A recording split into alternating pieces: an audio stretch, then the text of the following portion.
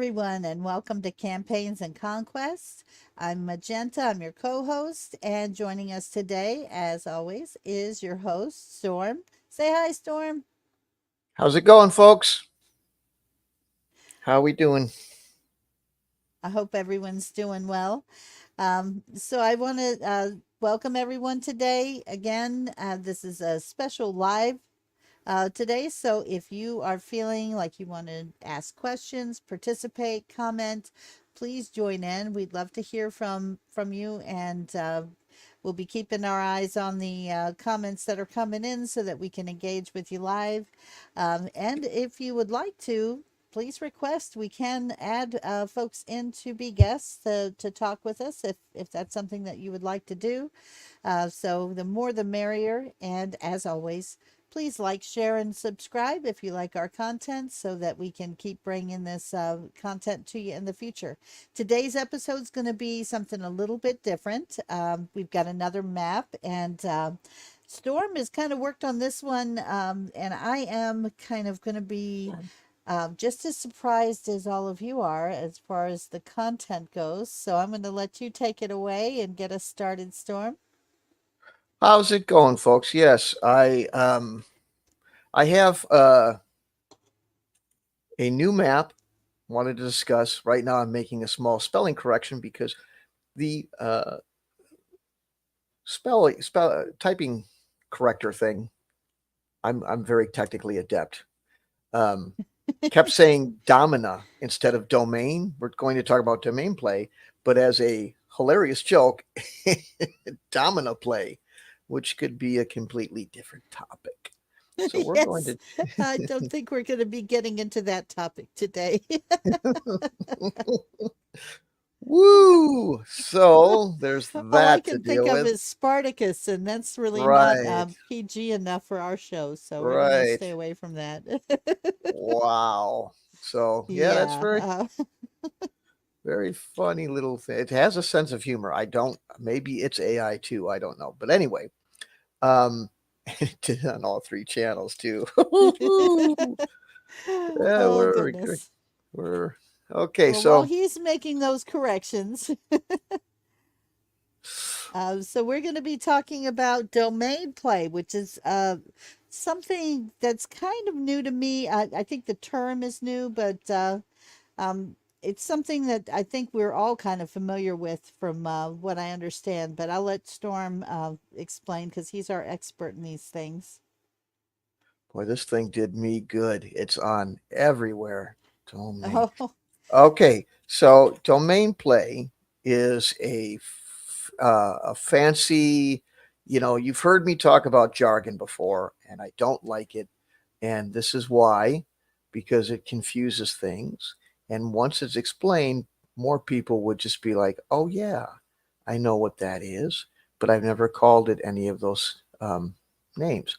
And all it is high level RPG play. Um, there's some other ways to do it too. This thing isn't going to let me. Okay. And once you get a little higher up in level and you make some money, um, you could start buying land, perhaps. And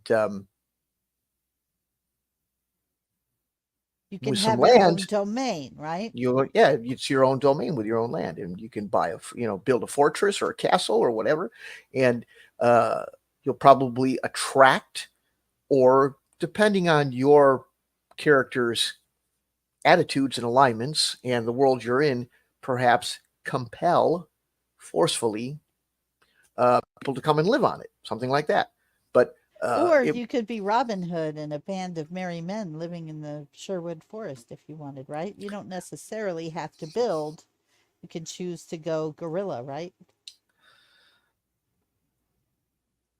uh, in this case, no. Domain means you have some form of just that domain. It doesn't necessarily mean land, but it does mean some organization. A guerrilla wouldn't necessarily fit under this. Um, Oh, give you some examples outside of fantasy. Fantasy, you're typically, not exclusively, but typically thinking of the baron with his own castle and his own lands, and there's peasants that farm it, and he's got, a group of military men, usually some sort of small army or something like that. It can be an order of knights, or perhaps a guild, the Thieves Guild, maybe something like that in fantasy.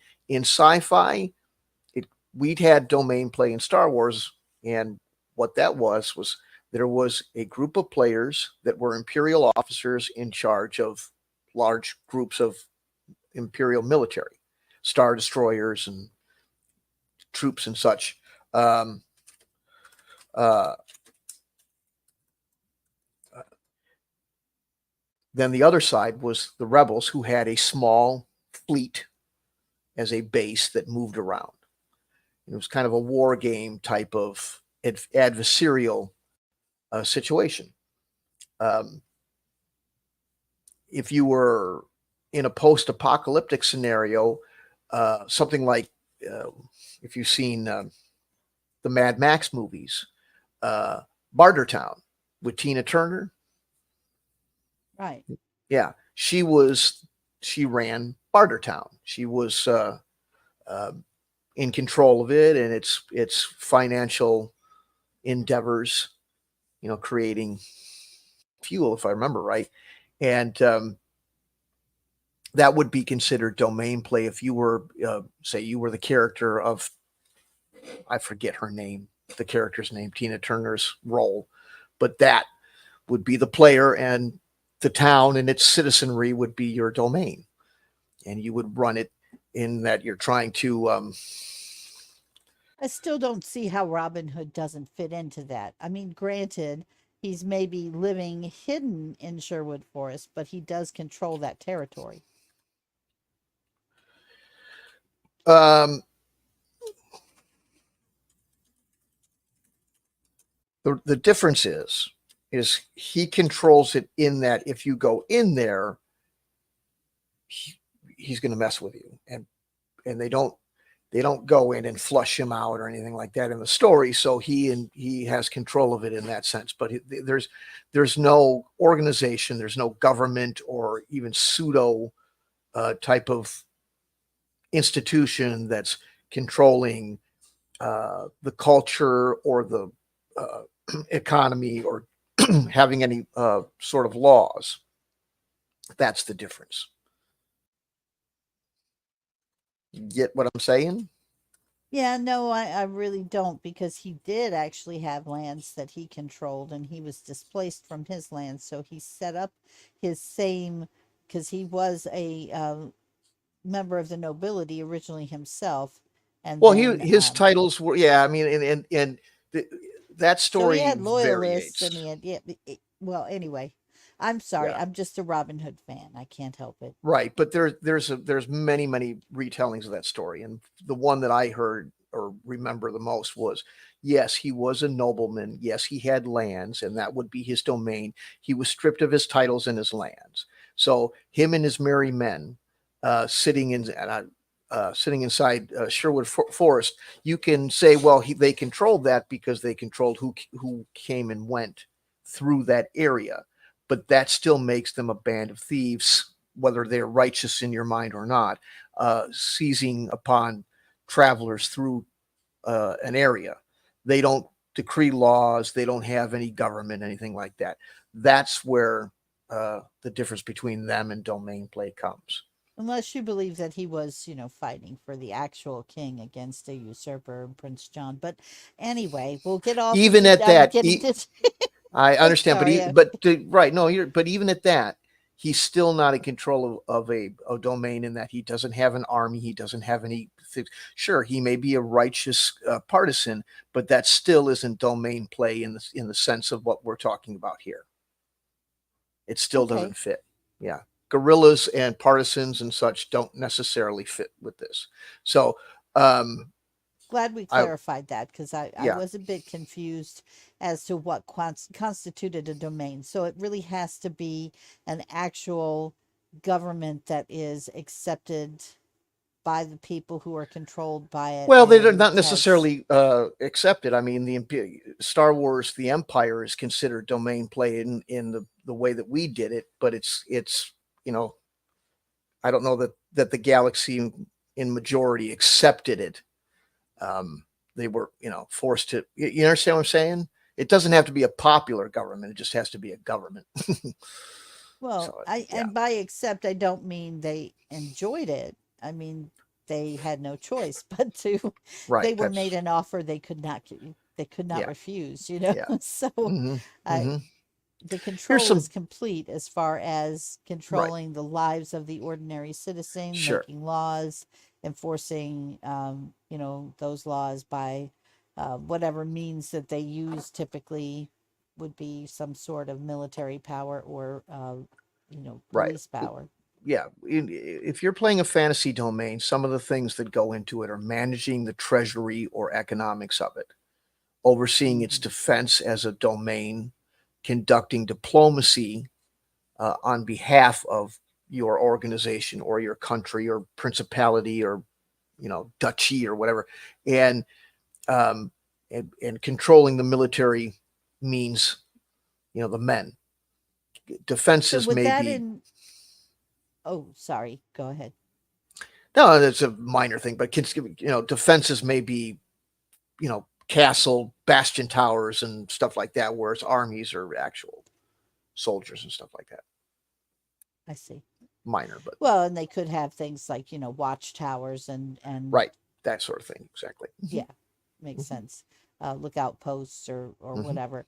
Um, hmm but as far as the type of society, like the economic systems, that's up to the player in domain player, or are there rules about that as well? Like, say you wanted to have um, a government that was based on, I don't know.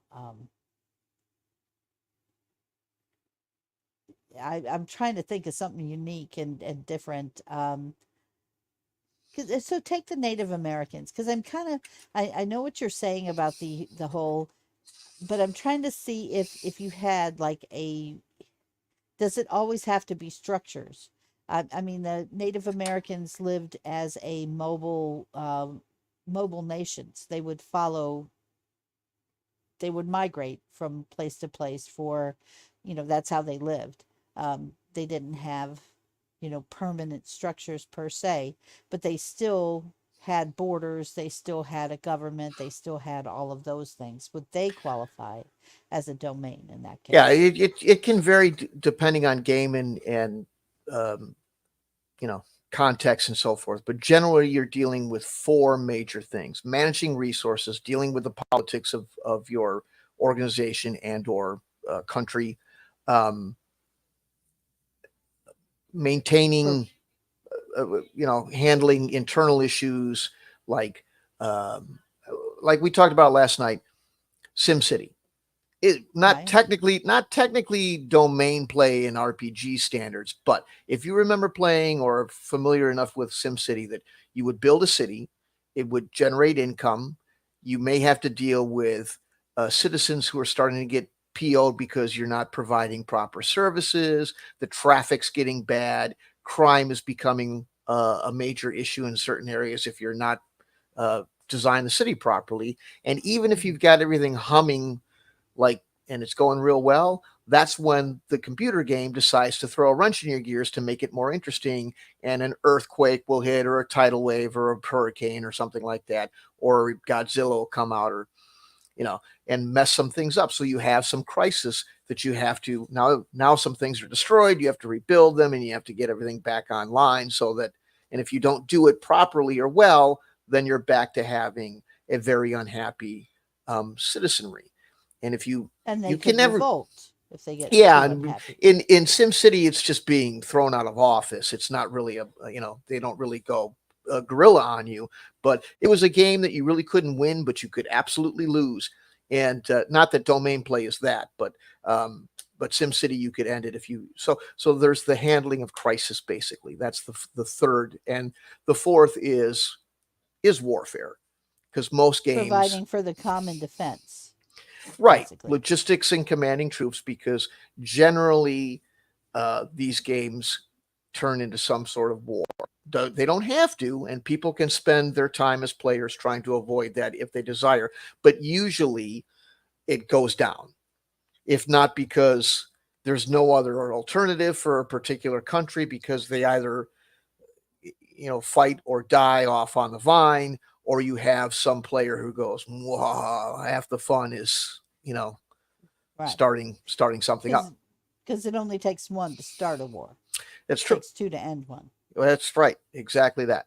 So, um, Or, well, takes so one to end one too if they're powerful enough. that's I right. Yeah, guess it you could depends on say, who's you know, winning. the Right. Mm-hmm. if you're willing to just utterly destroy the opponent, then I suppose. But even then, there's going to be people left on that Sure. land. You're not going to kill everyone. So Or to swing it back we around to your hope. native, right? To swing back around to your Native American question or example, a Native American nation can absolutely be a domain play, even though that they are a nomadic, or at least most of them. I'm sure there's exceptions. I don't want to, but yeah, just because you're nomadic Right. doesn't necessarily mean that you can't have Yeah, domain there play. were the Yeah, Pueblo who lived in more permanent right, structures permanent, and right. some other, Hmm. yeah, there were a lot of nomadic tribes that Right, that's the ones I was asking about, to sure. just to clarify, because they didn't have castles and moats and things like Hmm. that, but they still had borders they protected. They still had territory that was theirs, that they defended against Yep. enemies. So yeah, Hmm. just not Hmm. in a traditional European style. Right. Yeah, it's not all about King Arthur and that sort of stuff, but that's Right. generally the example that's evoked or thought of, because most of fantasy RPG was built on the foundation of Arthurian legend and medieval history and stuff like that. So, um, another example, again, going back to our Star Wars campaign that unfortunately has gone to pause. But if you like Star Wars and want to play, please come and participate. We would play on, I think, Saturdays still, or not. You tell me. Sundays it would have to be Sundays. for me. Uh, Well, if I'm going to participate, and I would love to, unfortunately, my schedule has me working Saturdays. This is the last free Saturday that I have, but after that, I'll have to work from 6 to 10. So I'm free in the early part of the day, but well, later in maybe we the can make it evening, work I because wouldn't. we love Yeah. Star Wars and it was fun. You want to play again, don't you? Oh yeah, definitely. There's enthusiasm. Yeah, I do. I enjoyed it. No, I am enthused. Okay, I'm sorry if I didn't. I always No, think I that. really. I expect everybody to go, yay, like there's some 5-year old. Anyway, Well, I'm not overly demonstrative, you know me, but yes, I have enjoyed it quite a bit. And even though shameless my plug. I first don't want to go too character far along was, that. Yeah, even though my first character was heinously killed, right. That's we right. won't talk about that too much, but it was heinous. It's a But the put bad, you bad encounter with a Wookiee. It was bad. But anyway, anyway, I won't hold that the against you. I sure. still enjoyed it. Yeah. The reason I bring that up is because the the the the imperial player wasn't the entirety of the empire. They were a commander of a fleet, and that fleet was mobile and so forth, but it still was considered domain play, even though they weren't the entirety of the government structure, and they were moving around. So there's that can fit into domain play, because you had the logistics, and the logistics cost money and all that sort of thing, and they had their own laws and stuff like that. So yeah, so it can Well, and they change. had that thing that looked like a moon, but it wasn't. Well, that's the rest of the empire. I was talking specifically about the people playing our game. But yes, but the point is that sci-fi uh, examples of mechanisms involved in domain play in sci-fi would be managing, like, maybe energy supplies, starship resources, which is a form of logistics that they had to do. Maybe trade between planets that didn't really fall into things in our Star Wars game, but at least on the Imperial side, technological advancements certainly did. Um, Players might assign different missions to different Starfleet captains. They did that. They split up their fleet and took different things like that. So just an example of how that goes Well, in they controlled sci-fi. sectors of space. So, That's yeah, right. I mean, there's not going to Yeah. be any moats in space, but there was Yeah. control of the sectors of space Hmm. and Hmm. shipping lanes and travel and Hmm. all of that kind of stuff. Right. Right. Star So, bases. yeah. So the wargaming side of things, this is what where you hear people talk about it. Wargaming or war game adjacent RPGs or anything like that.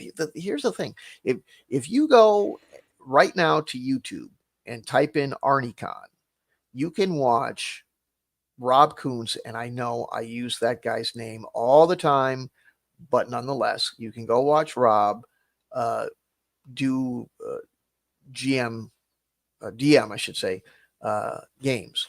And Greyhawk, which we're playing on Sundays, is starts with the idea of domain play when they build Castle Greyhawk and they start, you know, uh, exploring outside of that castle.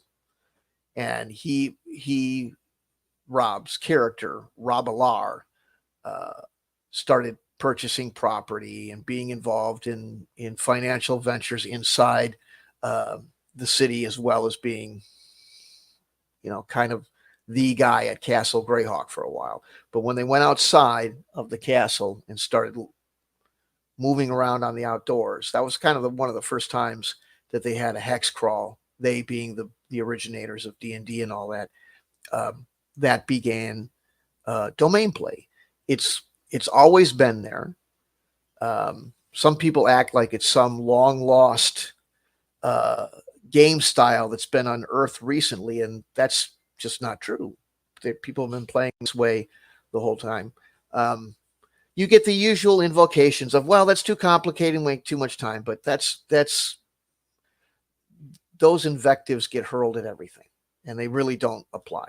You can have a lot of fun doing this. It was inside most, I shouldn't say most, because there'll always be somebody go, well, but by the way, actually, but most of the RPGs for fantasy that I owned, like Beck Me and D&D, Beck Me being a version of D&D, but they both, AD&D and Beck Me both had rules and discussions on how to do domain play. It was it was always there. So it's a lot of fun. You don't have to You have know, super.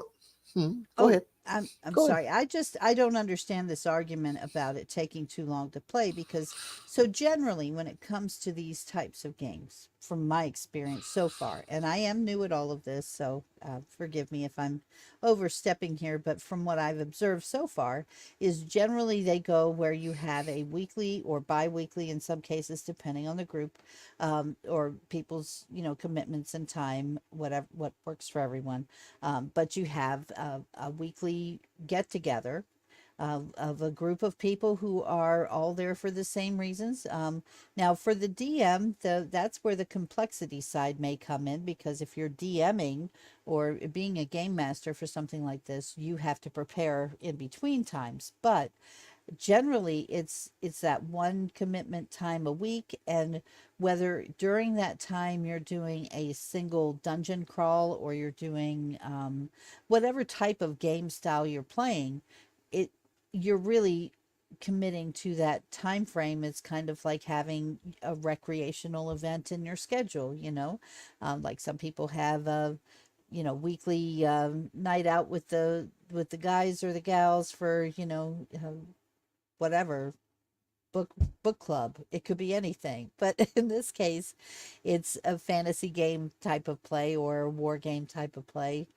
So I just don't get the whole argument of it being taking too long, because these things are kind of generally they run over a period of weeks, and it's kind of a thing you get to where you really look forward to being able to do that every week, because you can kick back, set aside your real life worries and troubles, and just have fun with some people who are in it for the same reasons you are. um am I off Right. base, or No, am I I agree. making sense? I agree. I think that the majority of that's complex, that takes too long.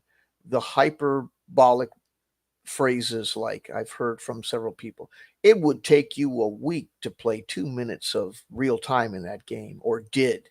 Some people just say that's the way it is. I had somebody MERP, Middle Earth Role Playing, is considered by some to be this overbearing, impossible game to play, and it took 2 weeks to play one battle out and all this crap. And what that really ends up being 99% of the time is I didn't like the way they did it. I don't like the mechanics. And I don't know why people are so hesitant to just go, that ain't my thing. If you put a a bunch of fruits in front of me, I'm going to point to some of them and say, I don't like those. I don't like the taste of that. And be done with it. I'm not going to spend 20 minutes explaining why I don't like the taste of that. Or, It's the kiwis, isn't it? right, there's one of them. Or even worse, where people will spend another 20 minutes trying to explain to everybody else at the table why they shouldn't like kiwis either. And you have pointed out that second thing is people probably, and other people have agreed. I just had a conversation with somebody who said the same thing. I think there's people who believe that they need to fight for players in the kind of games that they want to play, and the way that they do Which that is is, try to convince them, you know, yeah, that the other this is side. the ironic thing though. Yeah, And this is maybe a bit off topic, but I feel like it needs to be dealt with for the overall health of the game playing world in general.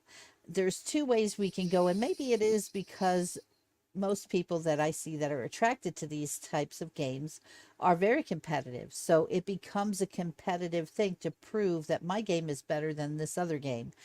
So you end up with game wars themselves. It's not that instead of war games, you have game wars. And when there are game wars, I can tell you that as an outsider or someone who's trying to get into the game, it feels like it's a minefield you have to navigate. Where can I go where I'm going to feel welcome, where I'm not going to say something that's going to put me on the outs with the group of people that I want to enjoy playing games with? I just want to have a good time. Now, I'm pretty flexible when it comes to the kinds of things that I like. Complexity, I might, you might have to walk me along through it at first because I'm new to it. So that's going to take a little bit. I might have to start with things that are a little less complex, or maybe ask for a little help through the game of like, okay, how can explain to me how I'm doing this? Am I doing it right? That kind of thing. But that's a bit different than, where you're just being like made to feel like you are playing the wrong game all the time, or oh, you shouldn't be playing that game, that's a bad game, that game's too complex, that game's stupid, you should be playing this game. Or if you say, well, I tried that game and I didn't really like it, and someone makes you feel like you're like, whoa, there's something wrong with you. For it's not very welcoming. If you yeah, want, the ironic thing is it seems to be sparked by the idea, valid or not, because I don't know any numbers on any of this. I don't know if it is valid, but there does seem to be a commonly held idea that there is a very small pool of players, so you have to fight fiercely for them. But that fight is why there is a small pool of players, because those of us on the outside looking in and maybe wanting to participate are afraid to step our toes in the water that seems to be infested with piranhas ready to devour you. it's true. I try to explain to people. I says when I heard people in wargaming, and I don't see the huge difference between RP. This is one of the reasons I picked domain play to talk about, but we'll get into that next. But I've heard people or read people more accurately on forums and stuff, continually use the phrase tedium and drudgery in their explanations of the majority of war games created to date. And then in the next thread that they're talking about, complain that there isn't enough people in the hobby and it's dying off and new people aren't coming. Why can't you see that maybe because you and so many other use those two terms on a frequent, recurring basis in description of the hobby that you say you enjoy, and people think you're weird, you tell us that what you do is too complicated, takes too much time to even finish, is tedious, is a drudgery. You use negative words to describe the hobby and then wonder why people don't think that it would be enjoyable to try to take up as a hobby for themselves. Yeah, I will tell you, Duh. when I first started looking for a place to play or for a way to play, I kind of ran into that because, people do, probably a lot of other people do what I did, which is lurk and just Yeah. just read what's going on. And I'm like looking at this stuff going, I don't know. I thought I would have liked, and I'm seeing comments like there haven't been any good games since when they first started.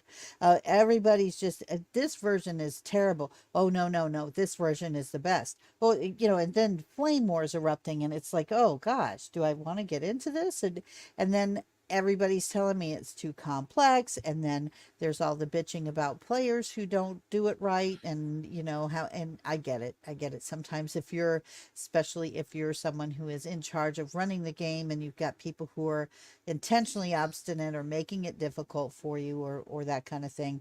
I get how that can be hard, so people got to vent a little bit, but it kind of felt like, I don't know if I would even be able to do this. The idea that I heard people saying, it's difficult, it's complex, it takes too much time.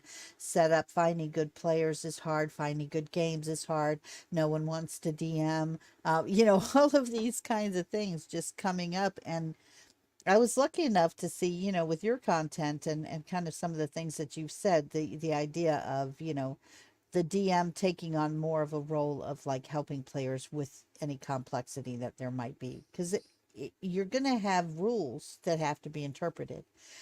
But does the weight of that all have to fall on the shoulders of the players, especially if they're new players? Or is that something that DMs can be flexible about and kind of help players through it? Um, and some DMs, I'm sure, probably would prefer experienced players over newbies, but I think the more that this gaming world is friendly to newbies, the more likely it is that existing players, experienced players, get to try all the new and different and exciting kinds of games that they want to, without everybody trying to squash the new thing that's coming out because it might be taking players away from what they want Oops. to play. So I hope I'm not steering the conversation. I have a tendency to kind of go off on tangents, and I apologize for that, but it just, I just thought it was worth sharing, what it feels like to be a new player looking at these things. And um, giving things a chance sometimes is hard if you see so many people complaining about it, you Right. know. Yeah. And if you're on the fence about whether or not you're going to play a game, last thing you want to see is everybody telling you how awful it is. Yeah. Right. The approach to trying to get new people to play is bad, if not non-existent, and then people wonder why the thing is gone downhill.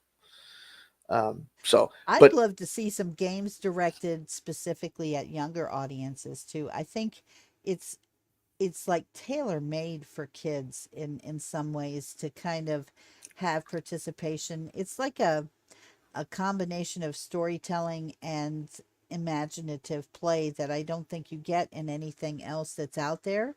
And I think in a world where it's hard to get your kids to pull their faces out of their devices to look at you and even recognize you're there, I think it would be a really good thing if somebody would do some things that were geared specifically towards kids, there's as well. plenty of it out there. There's plenty of Yeah. it out there. I Yeah. haven't seen it. And to be fair, Well, I that's the wasn't thing. really looking. I was looking for me, not for my kids at the time. But Yeah. No, and that's the thing. A lot of this stuff doesn't get social media and the internet in general has had the opposite effect in which I expected it to have and what most of us want it to have, and that is to bring about everybody.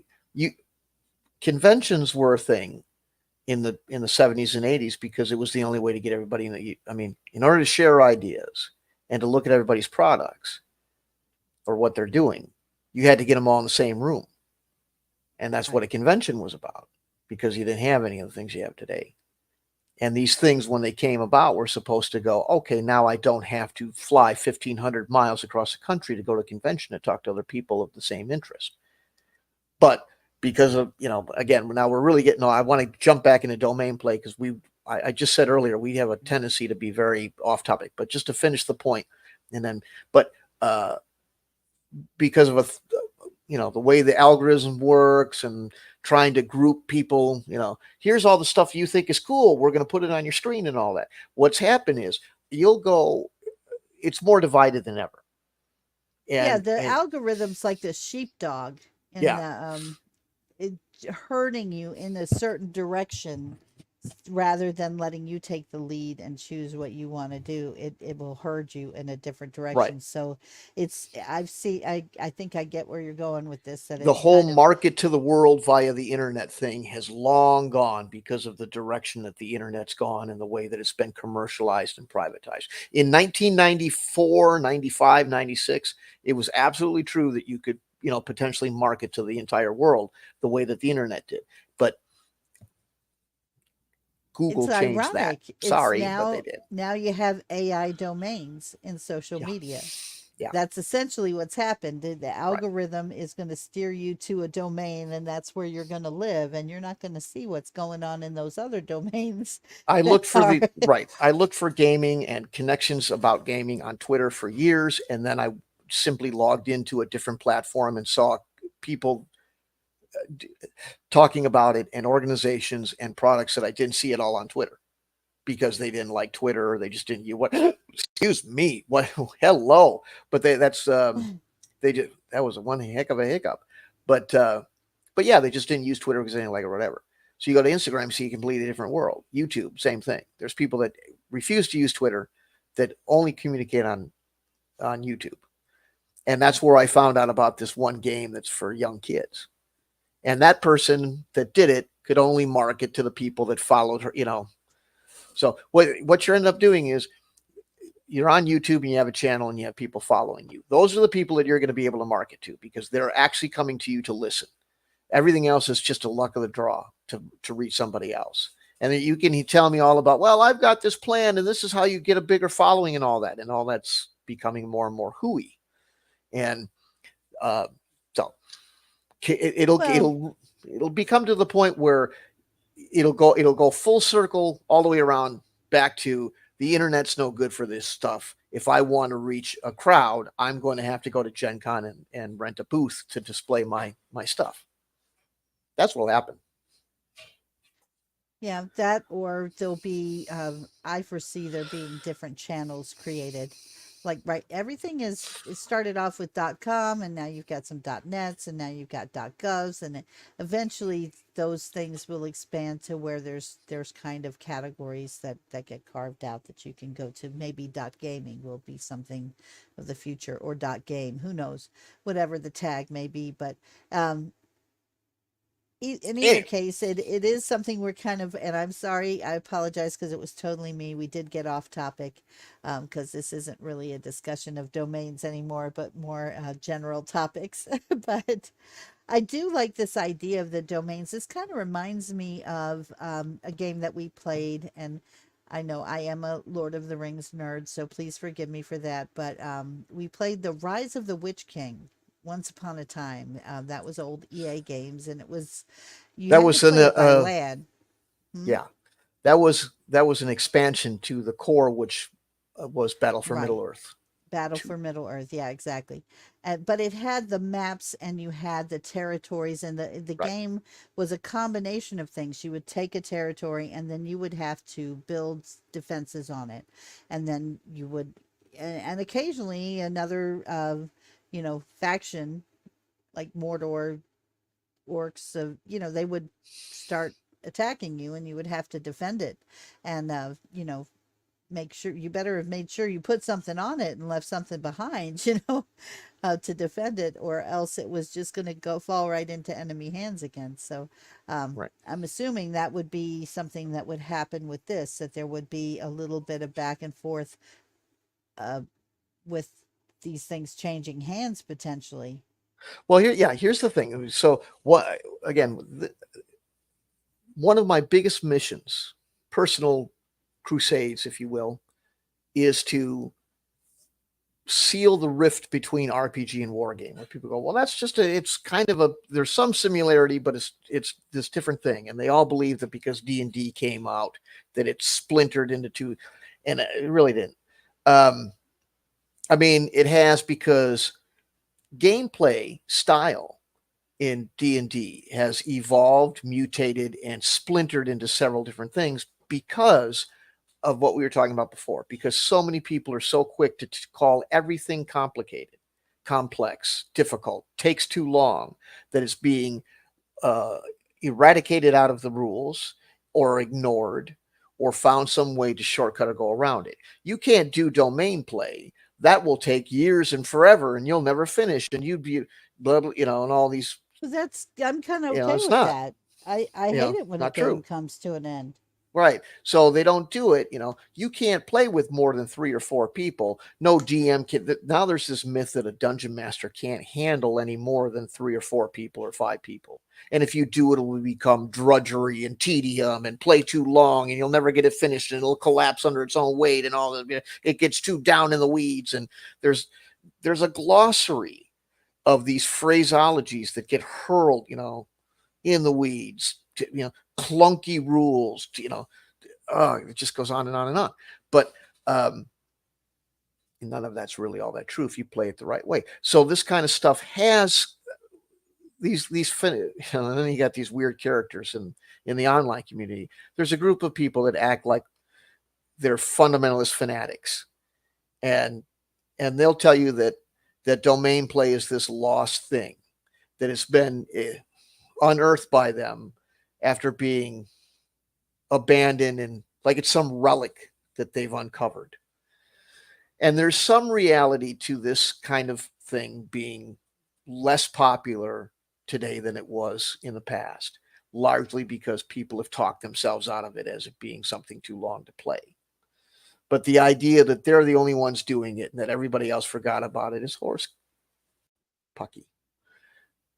It's something we've always played. It's something a lot of people have always played. But the whole "it takes too long." What do you mean? Like Magenta says, what do you mean? Don't you sit down and reserve a portion of time to play the game? Now, if that, so what? If you I set like my aside, weekly sessions. I like yeah, having at least one, maybe two, depending time permitting, if I've got, the time for it in my the other responsibilities I have in my right, daily life or regular life. But if possible, I like having my weekends. That's my weekend recreation. Um, so if I'm going to do that once a week, it's okay with me if that's going to go on for a long time because that means I've got something that's fun, that's just for me to do with people I like and something that's enjoyable. So I don't care if it takes a long time to play through an entire world map. What's coming next? I'm excited to see. It's kind of like a story that reveals itself that instead of just reading someone else's story or watching someone else do it, you're in it. you right, you know it's not like I'm going to be like filming or starring in it like on TV or something, but you're participating in it, you're making the decisions, you're dealing with the consequences. I find that more interesting than just passively watching something happen that someone else is doing or created. right. And it gets to the point where, what do you want to do? You want to watch a 3 minute cartoon short, or do you want to watch a TV show? Does watching the Book of Boba Fett, is that too? Are you wiggling in your chair after an hour's worth of TV, even if you enjoy it, because it takes too long and you can't settle that? I mean, I don't understand somebody saying I've set aside these 3 hours to play the game. Now it's taking too long. It- So you don't really have the 3 hours you set aside. You don't really want to spend 3 hours at it at a time. What are you really saying here? So, uh, and that's why I just get to the point where I just cast a lot of those statements off as there's something you don't like, but for whatever reason won't get into specificity. Instead, for it, I'm not quite sure why people do this, but they default to invoking these cliches. I don't get it, but it's not that difficult. So there's two ways you can do it. Now here's the only time where it might be, in my mind, legitimate to be like, well, that would take too long. There's some people that believe that when you play something like this, it should be conducted in real time. Yeah, no, I can't like The average be on lifespan is the 74 years. yeah, yeah, no, What the fuck are you talking about? Right? now see that's where there are some phone games that do that for real. I've played a few of them and where I got involved in it, and like one game every single weekend would bombard you with a particular task that you had to complete before the weekend was up, and if you didn't complete all of the steps of it, and they were mostly repetitive. I'm talking about Merge Dragons. For anybody who's ever played that game, it will suck you in and it will take up all of your weekend time because every single weekend it's like you have to complete all of these quests, and you're driven to do it because you get this like thrill out of completing it. You get these little rewards, you get the special dragons and all of that kind of stuff. But every single weekend it came to where I had to stop playing the game because it's like, okay, now I'm They not try doing to, anything else. What right, the, I mean, right. there's so many other things that I enjoyed, and this thing is taking up all of my real time, like They eight drive you hours of into the this, day. yeah, they Yeah, drive you into this frenzy so that you'll spend money on their, you know, pay to that win add ins. right. Yeah, So you'll give yeah, them that 4.95 per month so that you can get the right. extra special bonus, but you Sure. still have to play the whole day because you have to complete that. And if I was finding myself, there was even one time I caught myself staying up to like 2 hours past my bedtime, and the next day I'm like wrecked at work, like going, what the heck am I And doing? some, Because I right. because I'm And sleep there's, deprived from this stupid sure, game. there's some That's an merit to that. intrusive. Yeah, now Yeah, that's intrusive though, but no, none of these type of games are going to get to I that. mean, it's nice that if you've got a game where you go just one more turn, it's probably a good game. Yeah, If just one more turn keeps you up 3 hours past when you're supposed to, some people go, you've got a game addiction. It's a really good game. yeah, Heroes of Might and Magic were like that. Number three, one of the best mm-hmm, strategy fantasy war games ever, in my opinion. And if I got into a good one, it was hard to go, okay, I'm going to stop because you want to know what's going to happen and watch it, and it's turn based. And these kind of games can be that too. The thing yeah, is, as far as playing in real time doesn't make any sense. In Even if your average lifespan is 30 years, I'm 50. I'm not playing a game till I'm 80. By saying real time, and I start a character, typically D&D characters were supposed to be around 18, 19, from what I've heard, 18, 19 years of age when they start at level 1. That's when you go off and decide to make it big in the world and all that.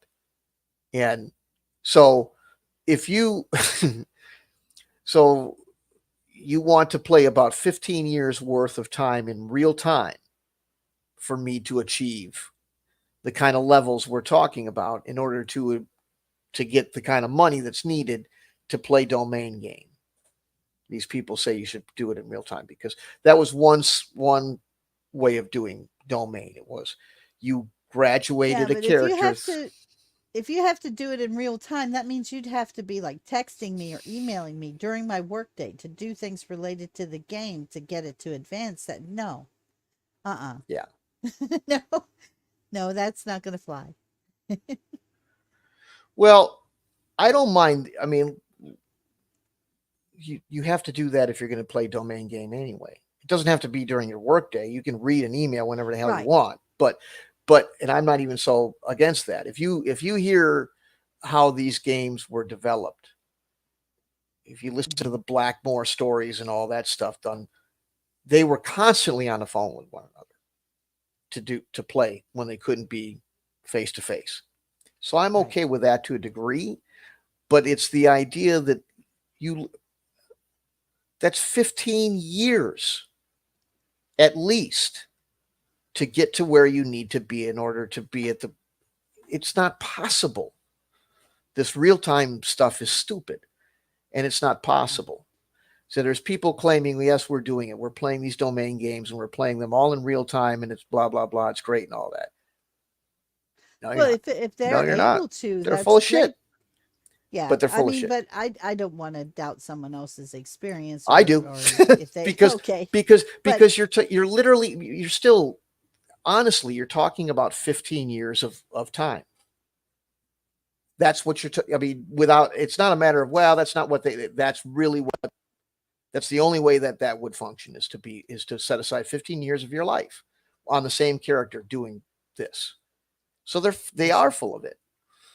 So and what's happened with it is this is why I brought this up and I know you hate it when we get into the contentious and the bad mouth, but just this is the thing. It's just like we were talking about with making comments about rules taking too long. These Yeah. dudes, and there's one female, but the rest of them are dudes, have made people look at this concept as something negative, something maybe bad morally, all sorts of things because of the way that they act, and impossible because of their insistence on how it's being played, stuff like that. Well, So I could see there being room for more than one type of domain play. And like if you're talking about one where you're participating, maybe it is something that is a daily kind of thing, but as long or whatever, I don't know what schedule you're talking about, but if you've got a kind of domain game where it's it's not like a one to one, like minute by minute, like I'm at the middle in the middle of my workday on a customer service call, and I'm getting something, you're under attack right now, what are you gonna do? I'm gonna keep my job. Okay. that's that's kind of something that would be intrusive, like that would be hard, I think, for a lot of folks who have to work for a living. But if even you've beyond got that, a yeah, huh right. But again, you're talking about 15 years of your life. Don't even if it. yeah, Don't worry about your. I understand your points aren't invalid. I'm not saying. I'm just saying, being just 15 years, yeah, that would real be. years. Yeah, no. I like my games kind of the way that I've been playing them, with where I know what to expect, and I can participate in it, and but it's more like sitcom time. You know what I mean? Like it's not exactly a one to. We might be making a 3-month trek through a barren desert, but we don't have to spend 3 months of real time doing it, right? That can just be a part of the narrative. Am I right? Sort of. Okay. Explain it to me. I'm Yeah, confused. yeah. You don't. Right. Real time would be a long.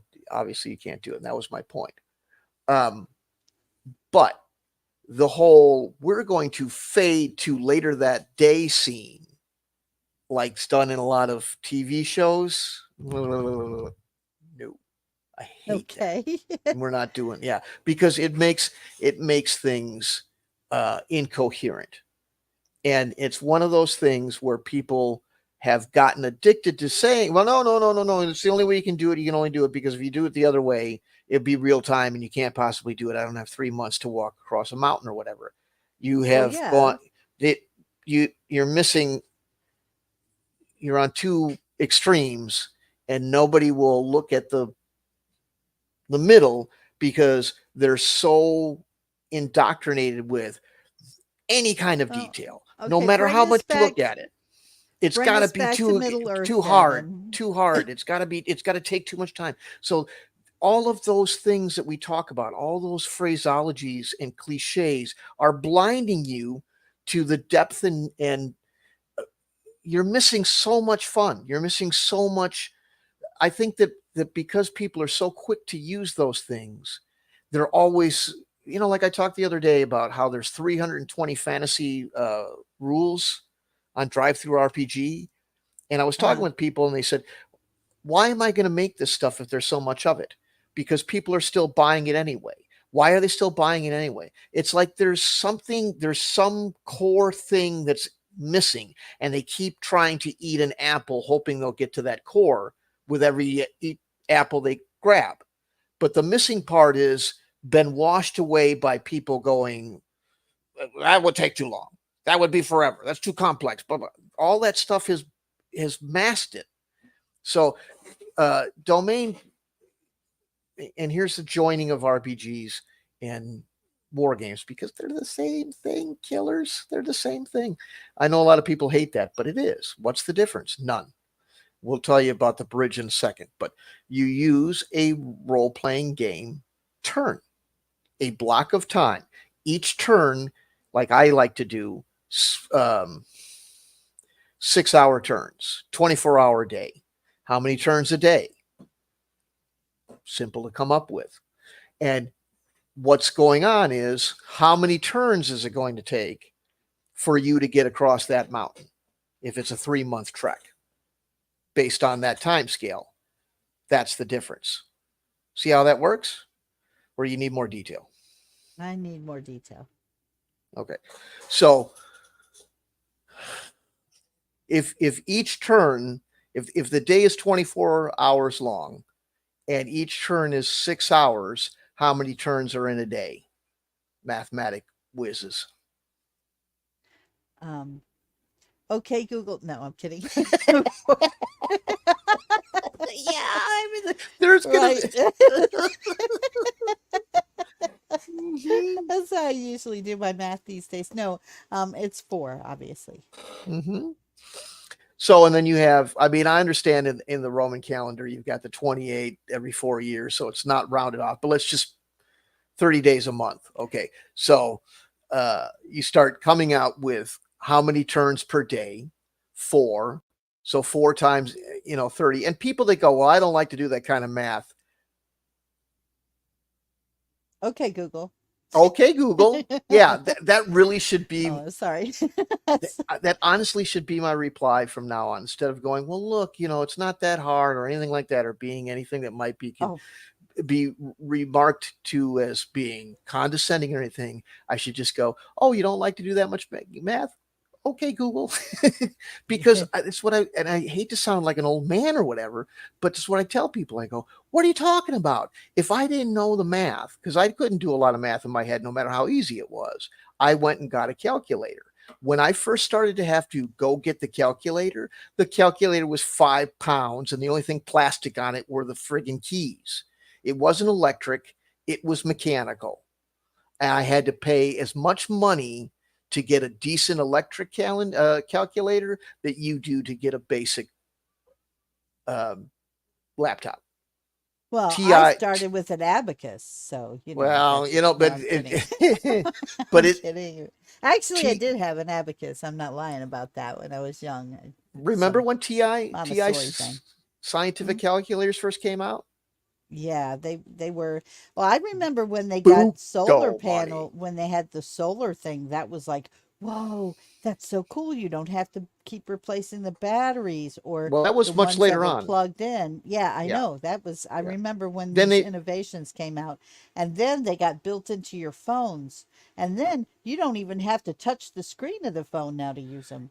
That's my point. You don't have to go anywhere but say what 6 times 4, and some machine somewhere will answer you in your room. I had to go unplug this thing, or haul this monstrosity that was made mostly metal, and then get yelled at because it was an expensive piece of precision equipment. And then later on, then it was $2.50 for some cheesy solar calculator that you could buy damn near anywhere.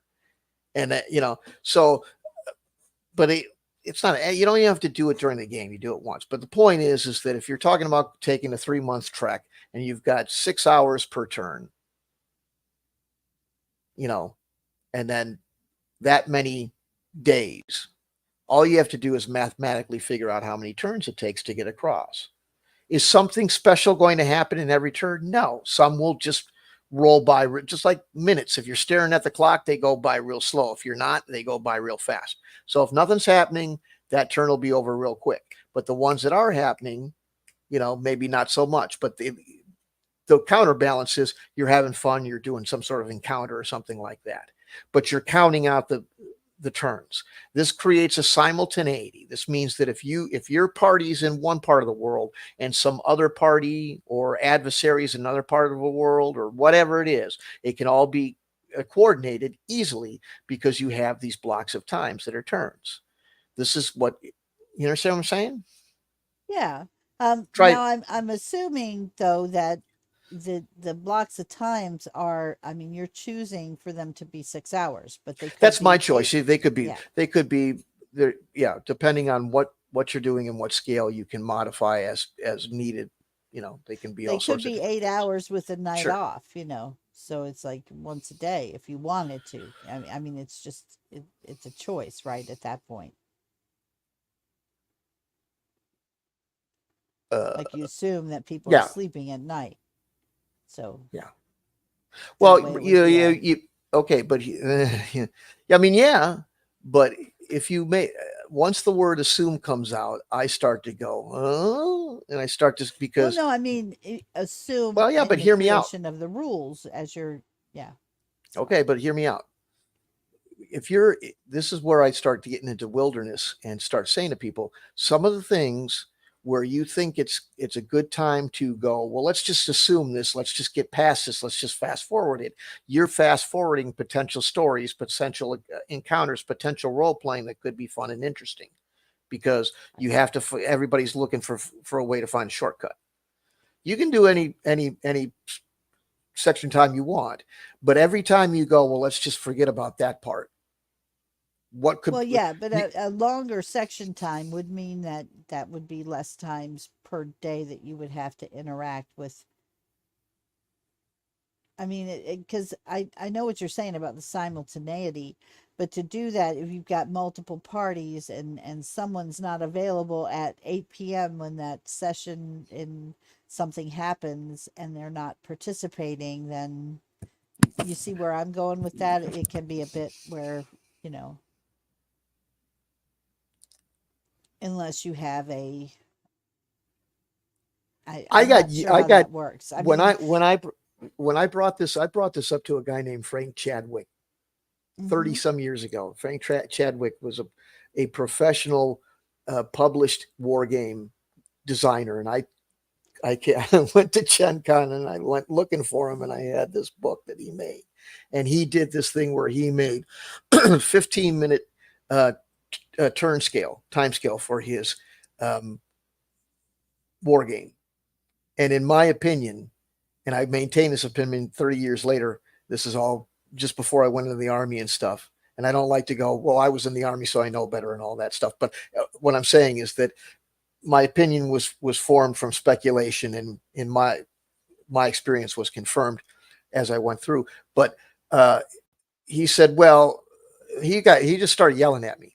It oh, didn't know me from Adam, and just started yelling when I came up to him and asked him. And it was just a question. I just wanted to discuss it and have an inquiry. And he just started yelling at me. Sometimes wow. people, and but anyway, but you can go think of it this way: um, go to your take a typical day at work. Uh-huh. Okay, and think about when does stuff happen. I understand there's times in anybody's, well, I shouldn't say everybody because some people have different works, but you might have a situation where this is usually our downtime, and it may change. There may be portions of your work schedule where nothing happens all day or for a long period of the day or whatever. But just think about it. You know, how long do you go through a day where something ain't happening to you? Let me put it to you this way, Well, there's better way to some do it. Better way to do it is forget about work, just in general. How much time during the day do you have to sit on your butt, not do jack, without being harangued, harassed, or um, engaged with by anybody else or thing, phone calls, email, any? Think about it. oh, it's not very much actually in my case. Right.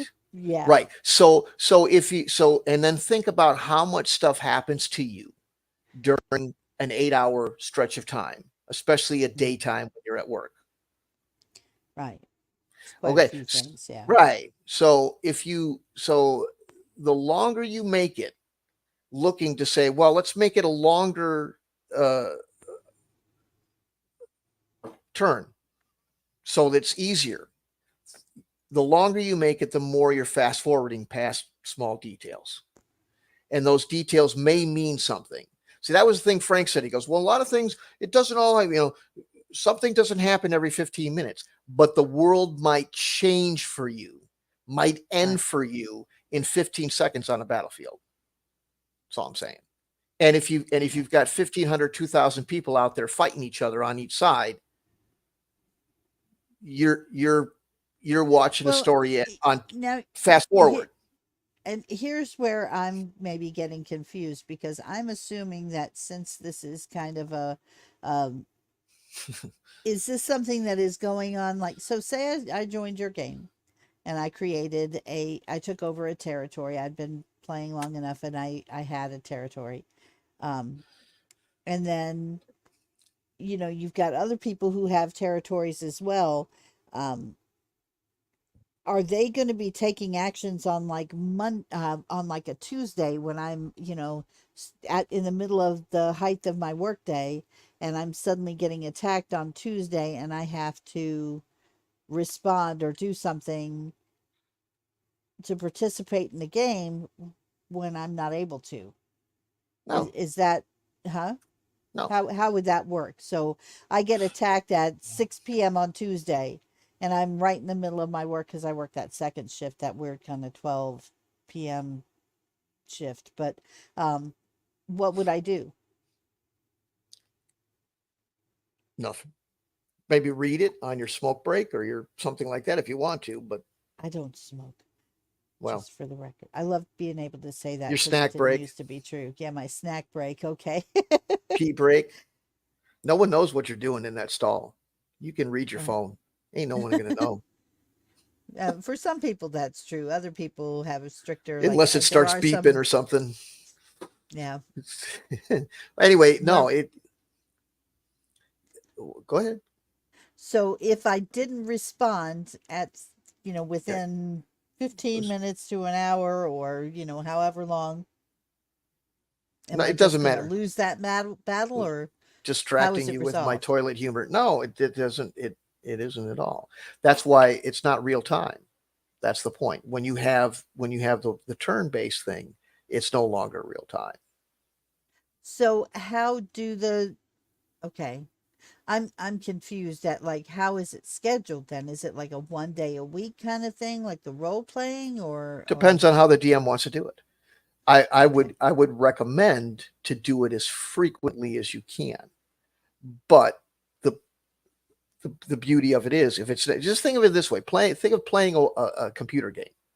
Uh-huh. If the computer game is real time, think of well, and I get it that a lot of the real time games we played did have a pause button, but Yeah. um, but think of not had just try to imagine not having the pause button, and you've just Oh start you yeah, I did that with Empire Earth one time, and I started a game, and then someone came knocking on my door. I had to go deal with the grandkids and stuff, and I forgot that the game, I left it running, and I came back and I was decimated, like everything was yeah, they destroyed. just wiped you out. Yeah, it's just like Yeah. Lord of the Rings. If you forget, if you have, I'm like, I gotta go, and you leave your avatar standing in a field that's got a bunch of orcs in it, they may wander by and kill you while you have to go take your emergency bathroom break or whatever it is, because the thing won't stop for you. But if you're playing Heroes of Might and Magic or some turn-based war game, whatever it is, then it's real easy to go, okay, before this I start on this next turn, I've got to go take a 10-100 or whatever it is, take out the garbage, insert whatever chore. So it's the same thing. You're taking it turn by turn. If I'm the DM and I have 6 people playing Domain and we're playing turn based, they send in their um, orders uh, per turn. If I can't do all that at the same, you know, same time, So it player doesn't matter. A sends in their turn, and player A wants to attack player B, but player Right. B is not available because they're at work. Nothing happens with player A's attack as far as resolution until No. player B has a chance to respond. Right. Yeah. I have to have everybody's input. And then because it's broken down into turns, I can I can have a record. There's a schedule of Hmm. what happens at the same time. Everything's already handled that way. I don't know if saying that is enough to explain to people what I mean, but So the turn is resolved when all players involved in that turn have participated, and then the resolution has been right, determined by the game master, right. I and then played that's communicated to the players. exactly that, exactly All that. right, Now, that makes it, sense. mhm. And you that way you can do it play by post entirely if you desire to. There's you can have a weekly session where everybody goes through and does what they want to do at that week's point, or get a briefing as to what happened. If you want to play out battles on a battlefield, which I prefer to do, then that can be done. It makes it go a little bit longer, but it's a lot more fun than just hearing, you know all my guys got their asses kicked. Well, I wish I would have been able to do something about it, but if you put it down on a battlefield, then you might be able to do something about it. At least you can command your troops and stuff like that. Kind of like So the way that a Battlefront works. I mean, not Battlefront. I'm sorry, I'm thinking of the one, um, the Star Wars game with the where you would basically you had the planets, and you could go and take over a planet. You could either automatically resolve the battle, or you could choose to land on that planet with your forces and fight it out, and you had to take the command posts one at a time to take them. What was the name of that game? Why can't I remember it? It was Empires at one of my War, I think, or Empire at War, or Yes, something like that. Yeah, Empire at War. That's what it yeah. was. Yeah. Hmm. And that was a game that did that exactly what you're talking about. And actually, that's kind of the way that Lord of the Rings Middle Earth, Battle for Middle Earth, Rise of the Witch King did it the same way.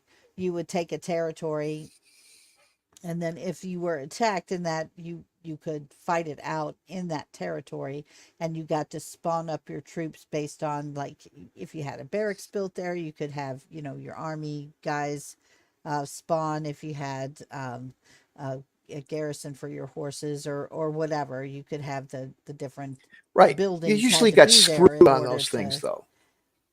How do A you lot of mean? those, well, a lot of those games when you hit auto resolve, Oh yeah, yeah, you they got never.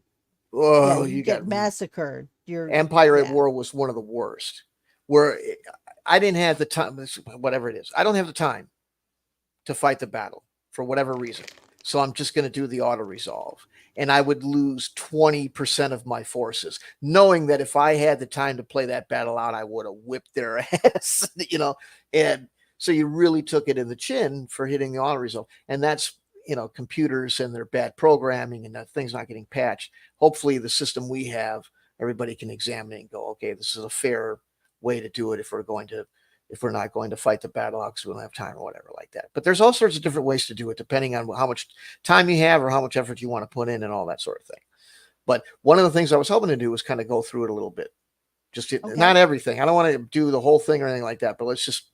So if you're playing an RPG and you want to get into domain play, um, there is the way where your character has become high enough level or accumulated enough wealth that he or she can go to you know the the contractor or whatever you've got and have yourself a castle made on land that you've purchased and or conquered or claimed or whatever, and you start from there as a continuation of an RPG based campaign where it was you and a bunch of party members going through dungeons and stuff like that and modules. Or You got uh, Smog's treasure, and now you're a wealthy little hobbit. yeah, right, something like that. Or you can have the kind of I have a lot of these where you start at a slightly higher level, and the whole intent is to jump into and play exclusively the domain type of system. And so like the one I've got up here, let's take a look at as soon as I hit the right link. Okay.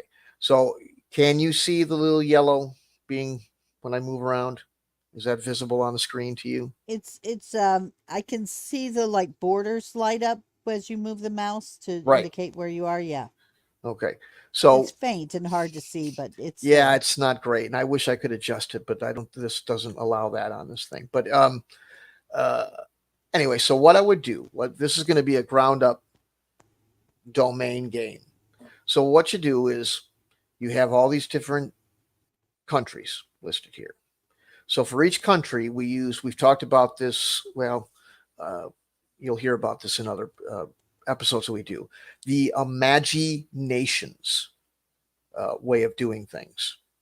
Uh, we did a large talk that includes explaining imaginations. So I'm kind of going out of turn, but so you'll That be able was to the hear more about H.G. that. Wells H.G. concepts. Wells, Yeah. Tony Bass, some of the older guys. Nobody really knows exactly whom or where that little phrase was first coined, but it's Hmm. generally been used by people that have things. H.G. Wells had a couple of fantasy worlds that he created specifically for gaming. Tony Bath is a famous war gamer that has some RPG adjacent material and stuff like that, and was part of the origination of chainmail way back. Chainmail kind of evolved out of different things. So anyway, um, and what you're doing is you're just coming up with some basics of the country. The country's name. In this case, I had a machine randomly generate the country's name, but you come up with the country's name, a system of government, uh, just some basics about the culture, uh, economy. Where does it get its economy? Does it have, like for example, I started with this small country here. Get the thing to zoom in. Glandithind. Okay, so they have some mountains in their boundaries, and they're Hmm. uh, got extensive shoreline on the giant lake in the middle of it. Uh, so I gave it its economy is based in fishing, farming, and mining and Makes trading. sense. Okay. Hmm. So uh, so the way I've done it now with modern machines. By the way, we were talking about calculators and all that, and well, I don't want to get too off track, but modern technology doesn't curtail or destroy classic or old school gaming. The in 1980, the first thing I did when laptops first showed up and were economically viable for the average person was run right out and get one and use it to play war games and D&D. It's not destroying old school. Computer assistants were in tabletop magazine stuff even in the late 70s.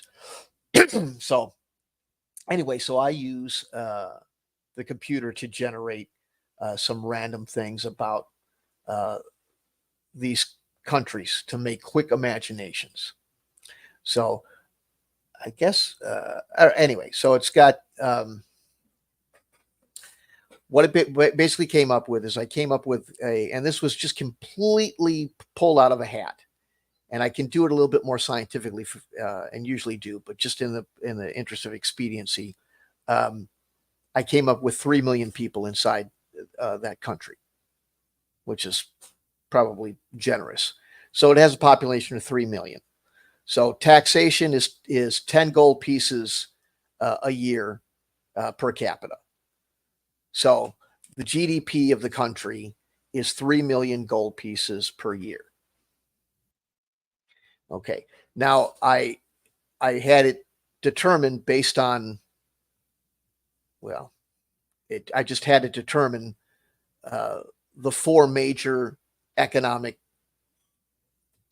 um, products broken down.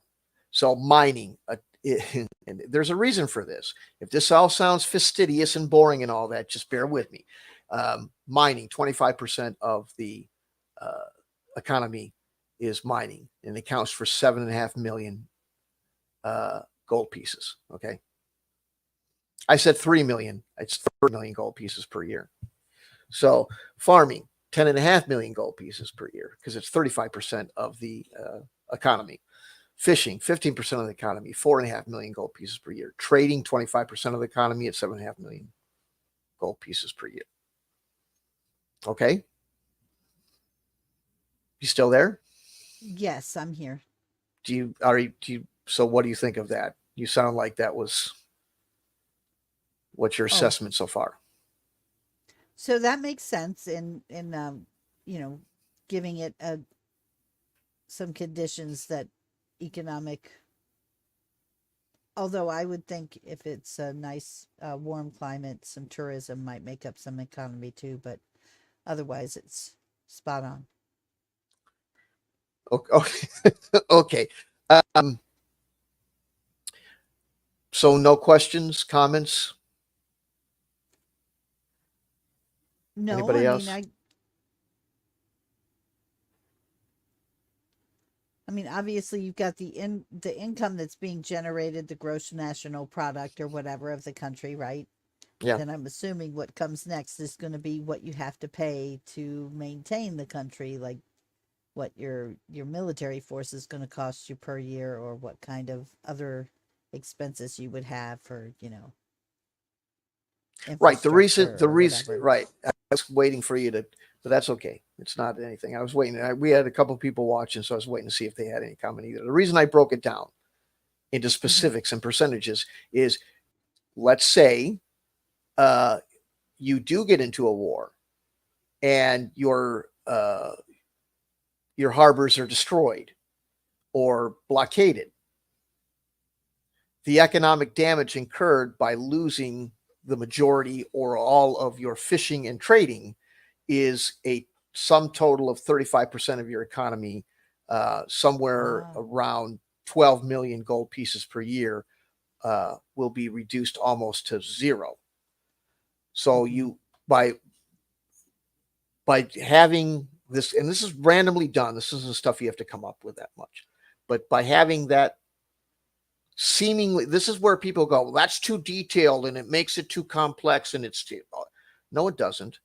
But it gives you a very easy way to just go, all right, this is the effect of conducting a blockade. Now you have some meaning behind economic warfare other than just some arbitrary thing or whatever like that. So now you know exactly how much that, and when I say you, not you, the player, you, the DM, the player might want to know this. Player probably should know this, but it isn't strictly necessary to have these details.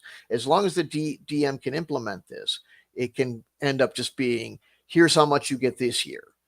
Well, how come it's so much less than last year? Well, if you were a good steward of your country, you would have at least basic information on this, and you would have known here's the economic damage done by the warfare conducted against you. So yes, and then the next thing is, what is your defense cost?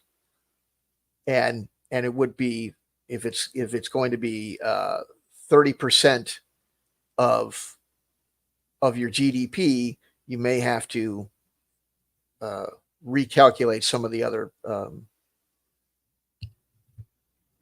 incomes. But we give you an idea.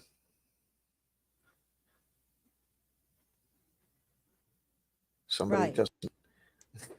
No, I mean, that makes sense. And it opens up possibilities too for the other countries, which we haven't started talking about that yet. But so if you're an enemy of Glontit and you want to attack it, you're going to go after its navy, its ports, so you can starve it out and take it over.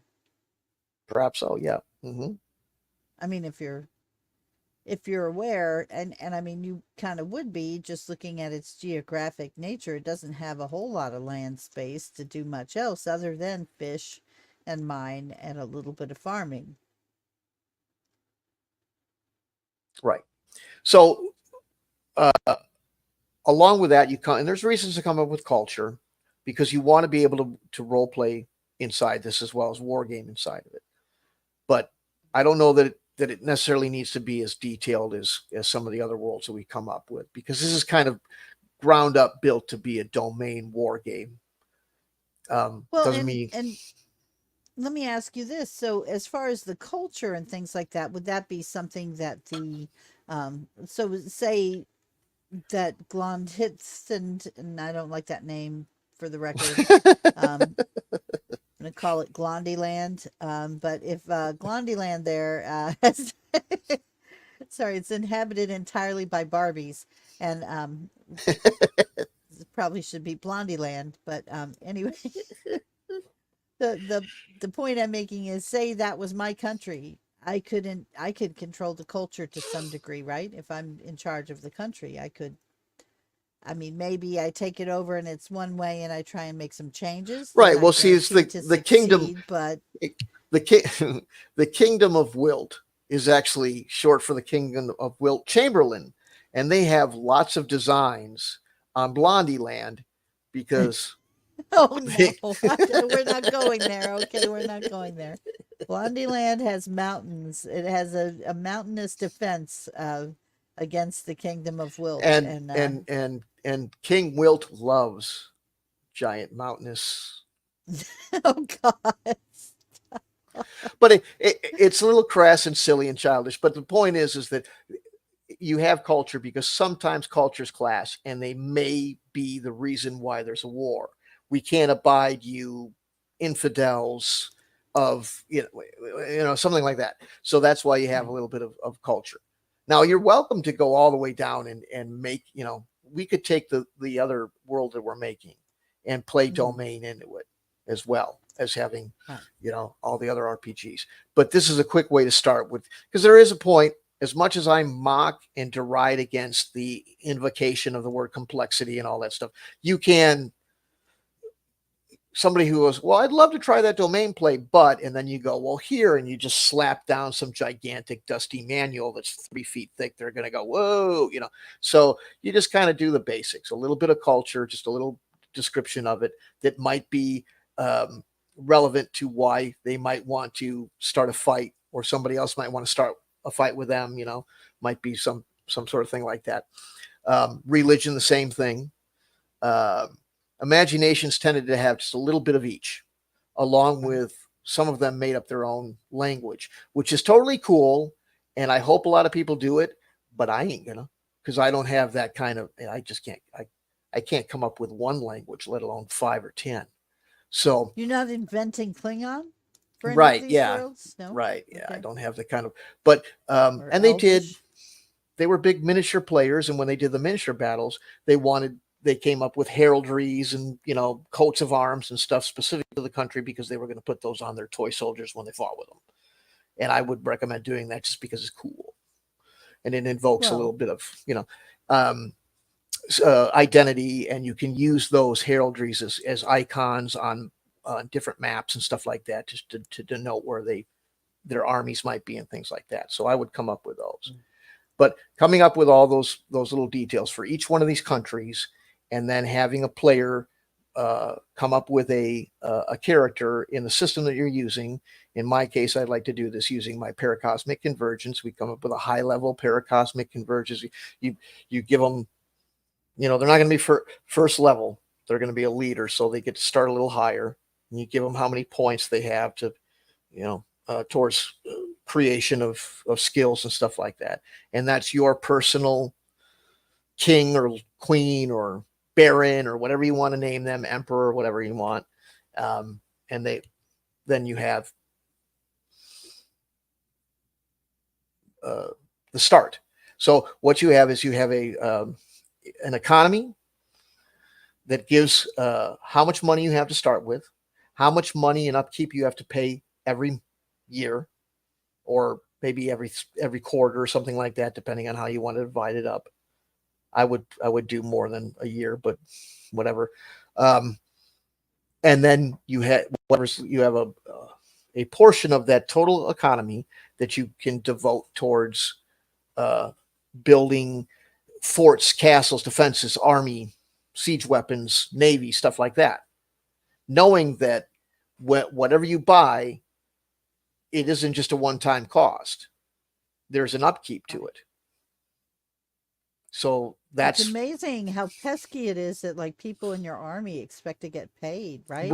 yeah, right. And most people Or go, if "Oh, that's they're yeah, yeah." Go ahead.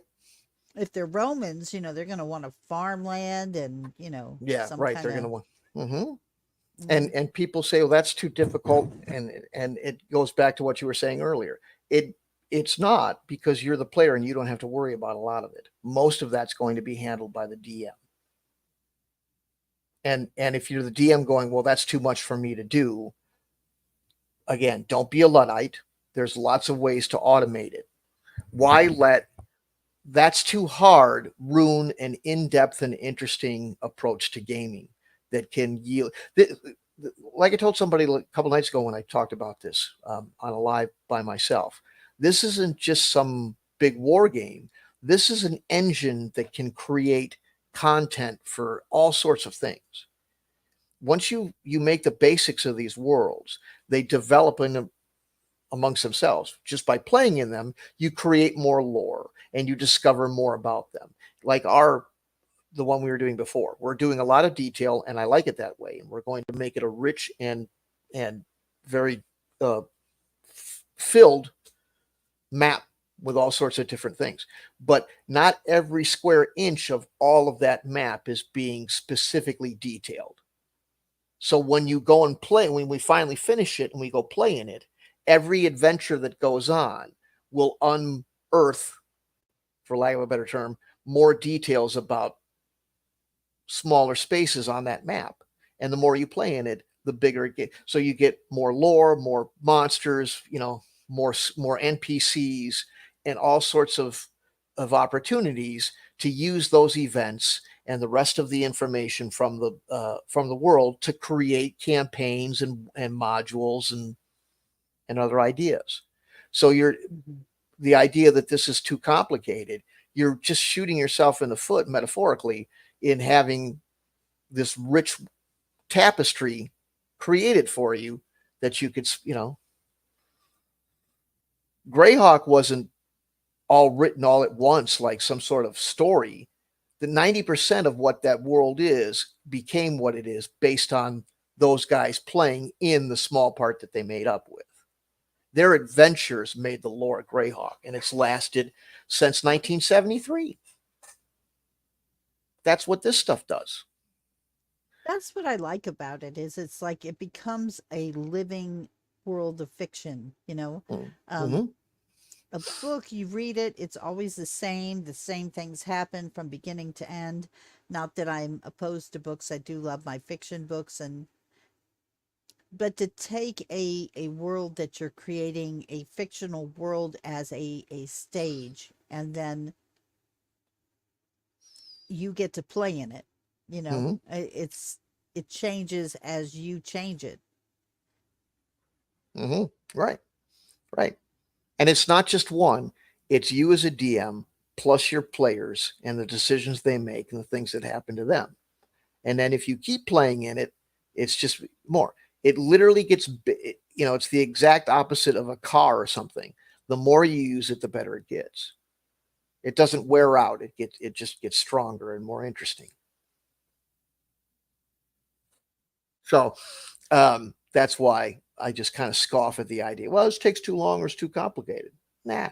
So once you've come up with the idea, the basics of each country and their culture, their religion, all the things were enumerated already.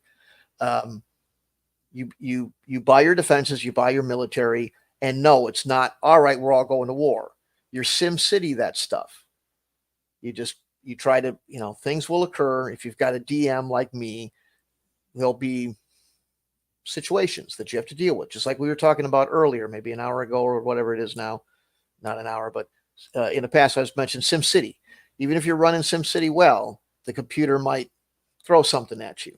The DM might do that too, just to give you something to do inside your country and all that.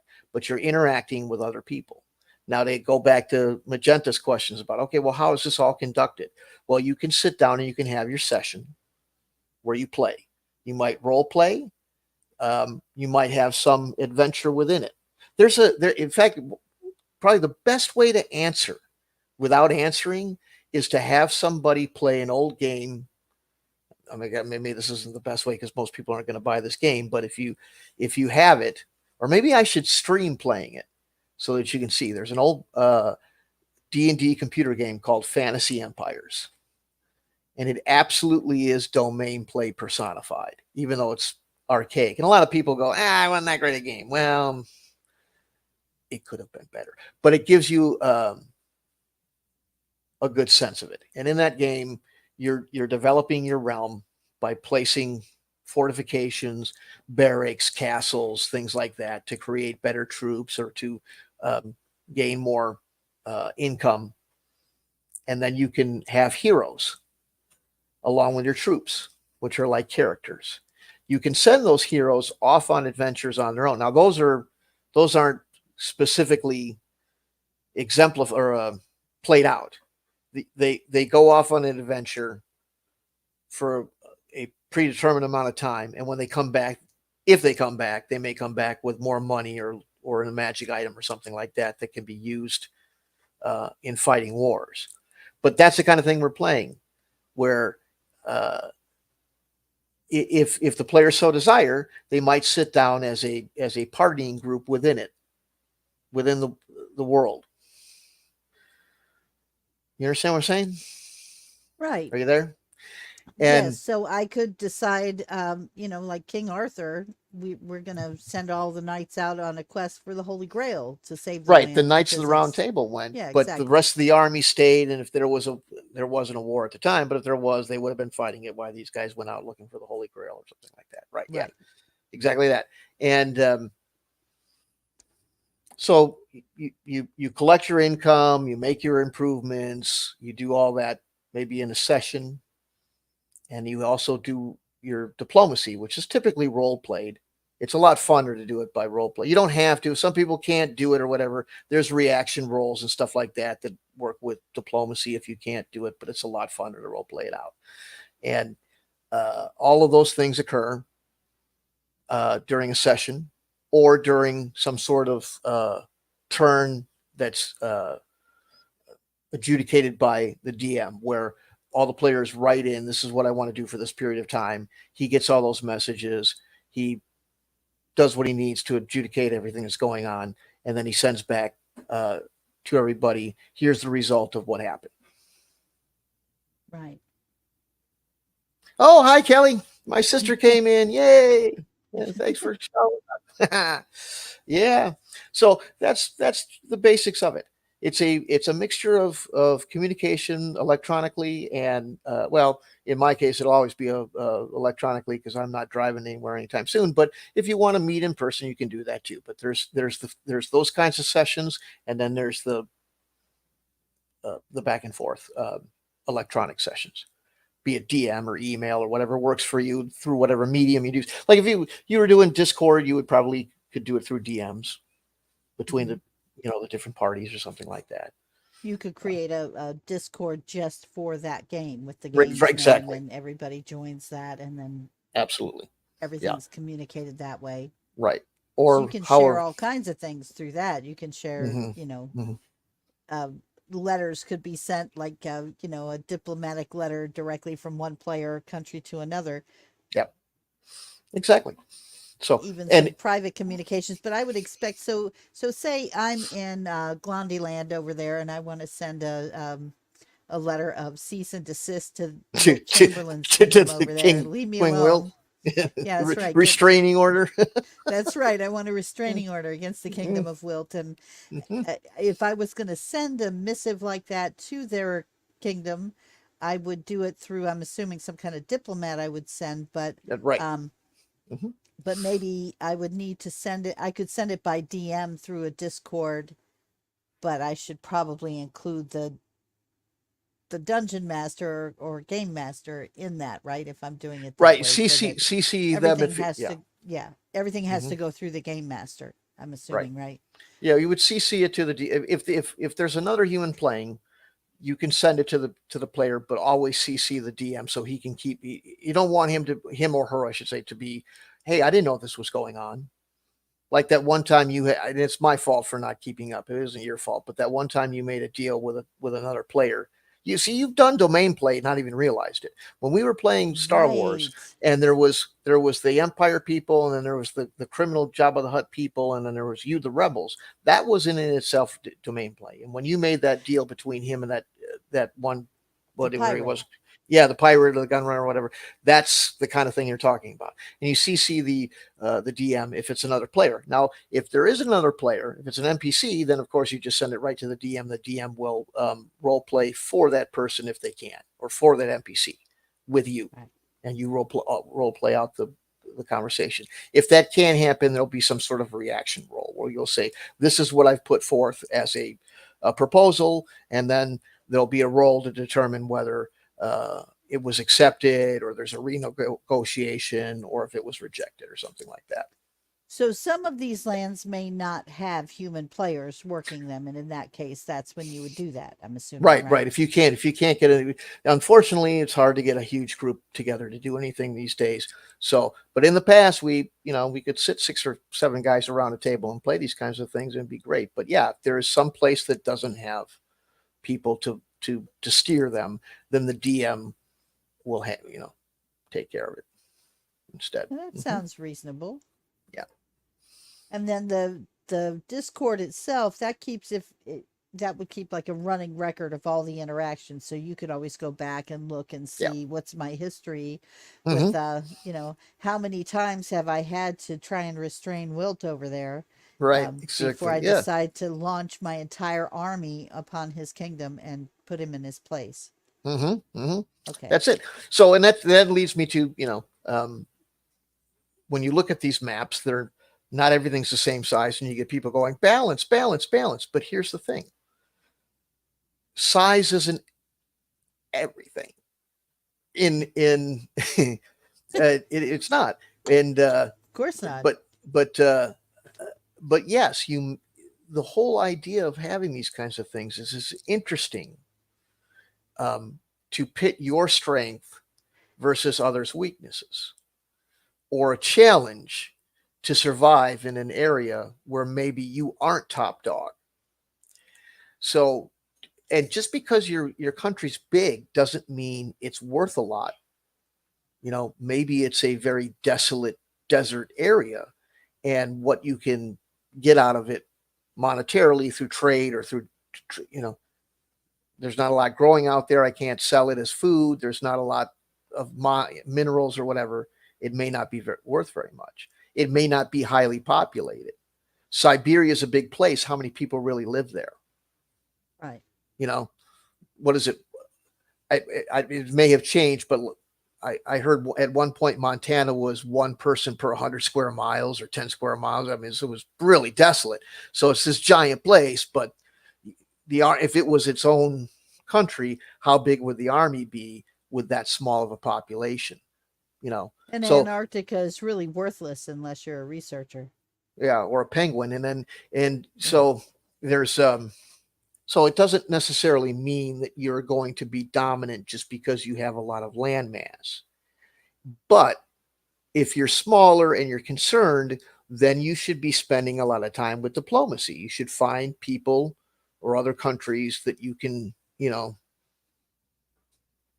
handle or deal with because they may be of the same general cultural outlook. They might have the same government mentality, like both democracies or something like that. Or like role playing is about bad guys, so you might want to team up with Snidely Whiplash along with Count Dracula or whatever. And Or maybe the kingdom of Wilt has been up, yeah, annoying other countries. So Last you time I might. saw, the only time I saw Wilt play in a movie, he ended up turning out to be the bad guy after looking like the good guy. So there's always that too. So he was in one of the Conans, and he ended up being some bad guy. He Wasn't was he supposed. also in Airplane in the Airplane movies? Was No, that that was him? Kareem. That was Kareem Abdul-Jabbar. Oh, that's Yeah, right. that Okay, was Kareem Abdul. sorry. Yeah, Yeah, I get my sports heroes mixed up because I'm not right. really a sports. Yeah, Newsflash, not really a sports fan. Sorry. right. But that's it. So diplomacy becomes a big part of it, and cooperation, and mutual uh, defense pacts and stuff like that. So um, it the countries are randomly determined as far as size, and and but it doesn't mean that you're necessarily at a disadvantage. Everybody's got the bigger you are, the more money it takes to maintain. The bigger you are, the more land you have to defend. The bigger you are, the more likely you are to be a target to have some of it taken away from you, especially if you can't field an army big enough to cover the entire border or something like that. Size doesn't necessarily mean advantage. In some cases, it can mean disadvantage. So Right. it has a balance all its own by those kind of interworking details, as opposed to. Well, sorry, that's kind of what makes it interesting to me is Mhm, that mhm, looking if you're in control of a place like that, looking to see what it is that you can leverage to your own advantage, um, to make it work for mhm. your people and to protect your lands and that kind of thing. Right. It's like the one we were making before, that the dragon cult might not be the most powerful army or the biggest thing. If they get those dragons to work for them because, oh, those people are nice, they feed us things or whatever, they might be able to, compel or find a way to use those dragons in combat. And then all of a sudden, Or even just float the rumor that the dragons are on their side. I mean, if other people believe exactly. it, the dragons are Right. may not even care one way or the Right. other. They don't Right. have to, but Yeah. if that kingdom can convince enough people in the neighboring land that they do, well, then Right. no one's going to mess with them. Yeah, exactly. Yeah, that's it. It's not just about combat power either. It's about your diplomatic and political machinations and things, intrigue behind the scenes. There's some people that really get mock you for wanting to have the quote Game of Thrones um, kind of world, but I don't understand why. The idea of having intrigue and different conflicts and certain, everybody's got their own different way of doing things, and the abrasion between all of that. That's what creates drama. You know, what do you want to The do? only thing I Role play don't the like Smurf about a Village? I don't. right, well, I mean, the only thing I don't like about the whole Game of Thrones things is the whole monarchical thing. I think that a lot of times, and it's probably because we do have a lot of European history is kind of spilled over into becoming our history as well in America. A lot of that has carried over. We all learn it. We all are familiar with it. It becomes a big thing that is goes all of our literary genres go back to it in many cases, but there's so many other ways. I mean, things don't have to be a monarchical system necessarily. You could have, I'm assuming, in some of these countries, it could be a council approach. It could be run by business people. It could be run by, elected officials or a combination of any of those. Yeah, I mean, whatever works for your world, whatever you want to put into. I have, like I said, in this particular instance, a lot of it was randomly determined because I Right. wanted it. I wanted a demo that I could throw together fast by using the dice for random determination. If you want to get more specific, if you want to make a whole world like me and Magenta have, or Magenta and I grammatically, uh, uh, with super detail, cool. Believe me, the more detail you have that is not a detriment to time of play, ability to play, or anything. The more detail you as a world creator want to make, the better it's going to be when you present it to the player. But I digress. Make what you want and choose whatever type works for you. I would recommend that you keep it within the genre. And fantasy is going to have a lot of monarchs. It is still got that, Middle Ages Europe foundation to it. Yeah, But in a it lot of doesn't cases have it to. would, but Yeah. yeah, Hmm. there were other types of Yeah. I Right. mean, Italy didn't necessarily have, there were parts of Italy that were not a monarchy back Sure. in the Middle Sure. Ages, in the And like you say, Renaissance anyway.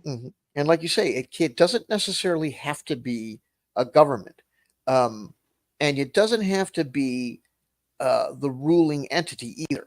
You, if you were like we had a company in our Star Wars. I know I invoke it a lot, but why not? It's an easy and quick analogy. Yeah, our Star Wars campaign, the Transgalmag Industries. It was a giant conglomerate mega corporation that spanned uh, portions of the galaxy. It in and of itself is its own entity, and you could play from the perspective of running that corporation inside a domain type system in Star Wars where the Empire exists, where hell, the Empire itself. Uh, I don't want to give it away too much because if fingers crossed, we might actually play that again. But the Empire isn't as homogenous in some cases as you think. They're kind of like um, the Klingons. You know, how do you get promoted? Your promotion might be you iced the guy that was sitting in the captain's chair and took over. You know how that kind of thing would work. So you could be Or you imperial, failed in front of Darth Vader. You could right? do it too. Right, and your second in command sitting there watching your thorax get crushed or whatever. But um, but that's it. The ISB and uh, military intelligence and the guy who runs the stormtrooper corps and all that, they're in the Empire, but they may be different entities somewhat at odds competing for resources or approval of the emperor, or, on their own little Oh, side schemes or whatever.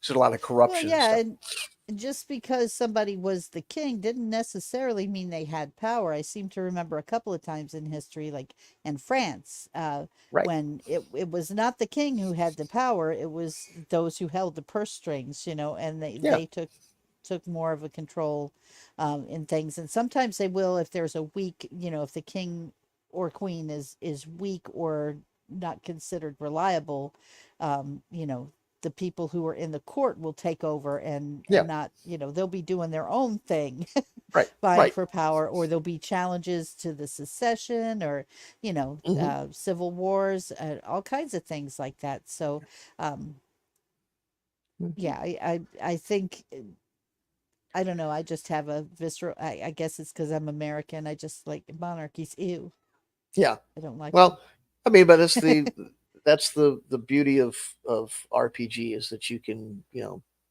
play in from perspectives you wouldn't normally approve of and still enjoy it and stuff like that. And so the creative Right. direction or the configuration that you come up with is fairly malleable.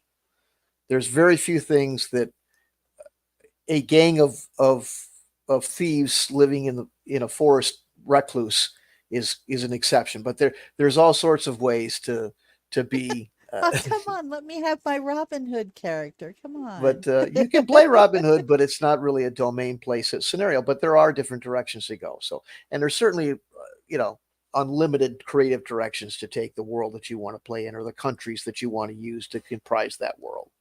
So, um, and technology is another thing.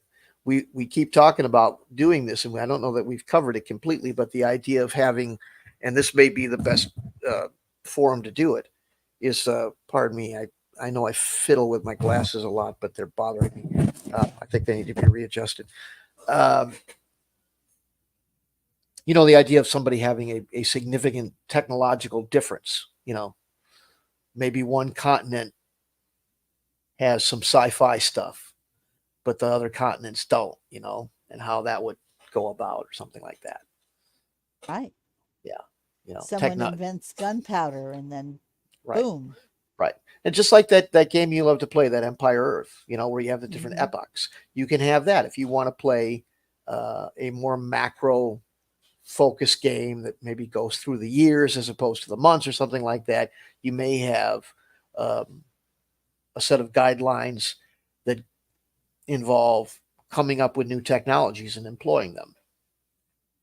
And if somebody in one country has the right, you know, scientists and resources to come up with a jet engine before anybody else does, or something like that, there's that Now I'm possibility as I'm well. reminded of Hearts of Iron, because that Exa- game was very similar. But you Absolutely had to invest in the technologies, so you weren't just going to discover gunpowder accidentally. You had to have right. some It costs money. people that, yeah, you had to invest in the education of your people in order to get that. Because if you just let the majority of your people be, Yeah.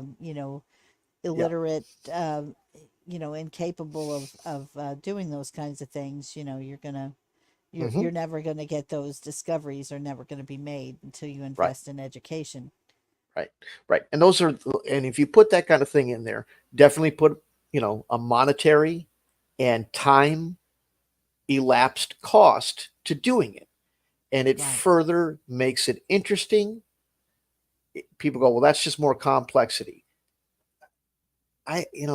If you call anything that is a new rule complexity, okay, but if you want to temper the idea of somebody being the size of Belgium and somebody being the size of Russia, make sure that you have to really sink time, effort, and money into achieving any type of technological superiority, because it will temper it.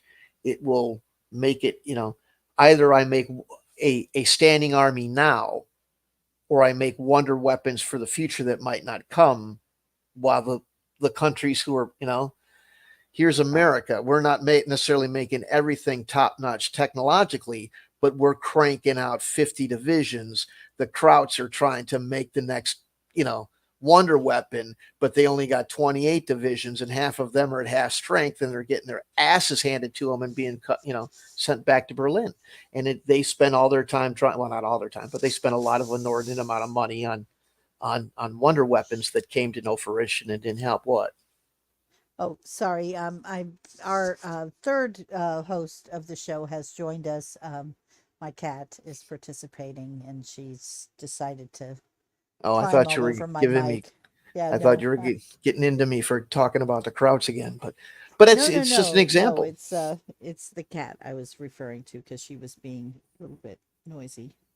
Yeah. Um. So, but yeah, that's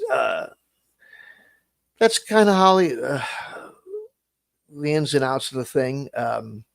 I use it with my Paracosmic Convergence system. I have a cost in materials per unit, so that you can custom build things. In that you go, here's the floor plan I want.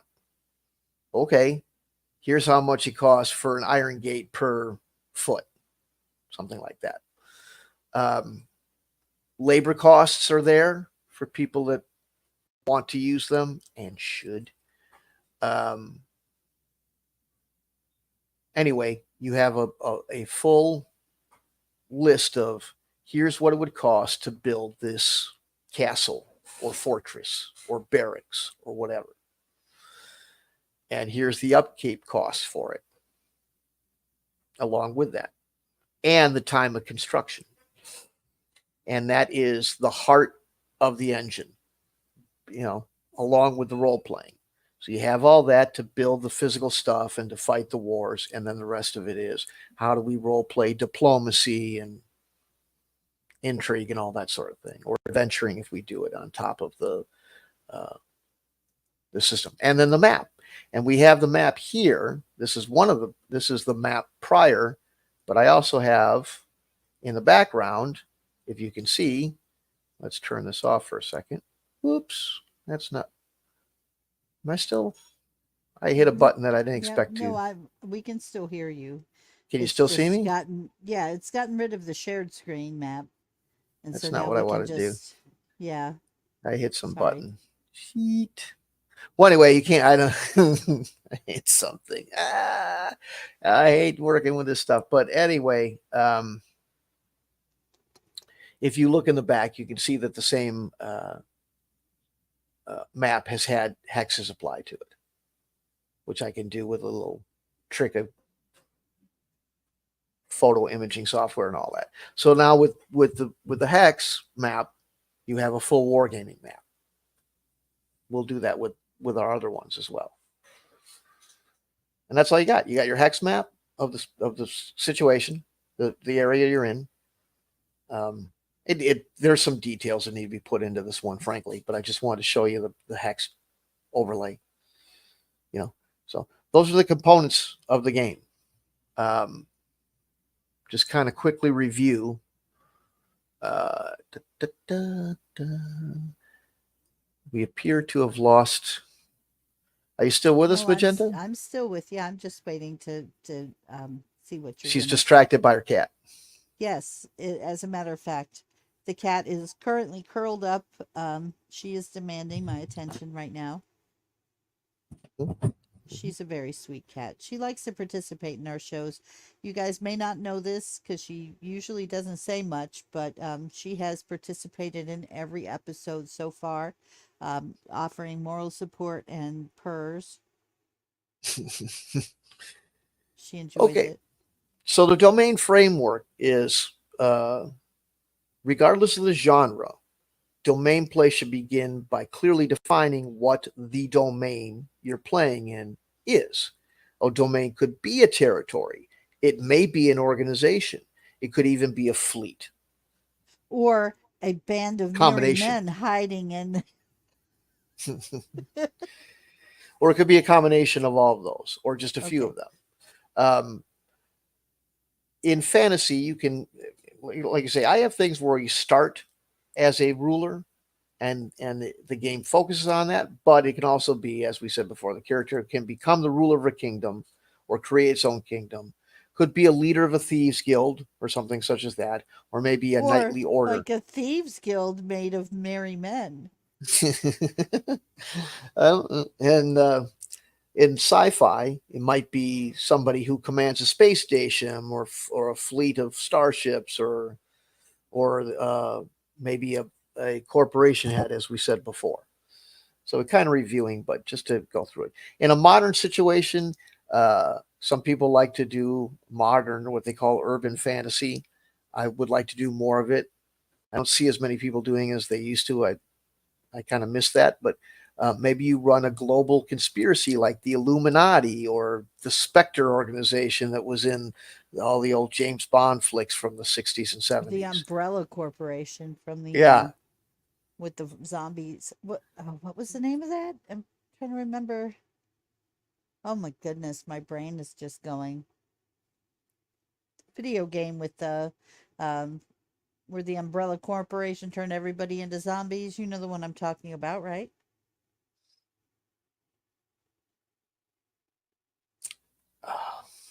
They made a movie out of it too. It had that actress who was in The Fifth Element in it. Never mind. It's a distraction. Sorry. Old people draw blank about basic thing. I know exactly what Yeah. you're talking about, and I can't. It's just it slipped right out of my head. Oh God. I can't remember the name of that video game, and boy, I played it. Oh. Anyway, But yes, that would work. So post-apocalyptic, some sort of survival colony or something like that, like Bartertown, as we mentioned. So the mechanics should always, well, shouldn't. I mean, basically, uh, resource management, population management, diplomacy, and military defense considerations. Those are uh, domain type deals. Um, As far as resource management, here's some ideas. Some of them do overlap, but just some ideas for currency in a fantasy is typically, if not almost exclusively, gold coins, which is fine. If it's sci-fi, it can be all sorts of things. There's a lot of them that use credits, like Star Wars West End Games uses galactic credits, stuff like that. Post-apocalyptic, it tends to be a barter situation, like salvage parts or clean water or something like that. Uh, Batteries. Batteries, something like that, right? Food and supplies tend to be water or rations. So in fantasy, food and supplies are, maybe fish, livestock, grain. In sci-fi, it might again be foodstuffs, might be energy, um, some other things that make it go, that kind of deal. Um, your soldiers, well, we all know. I mean, you're looking at pikemen, knights, and archers, typically with fantasy, or some variant thereof with orcs. Orc war boys or whatever. Space Marines for sci-fi stuff like that.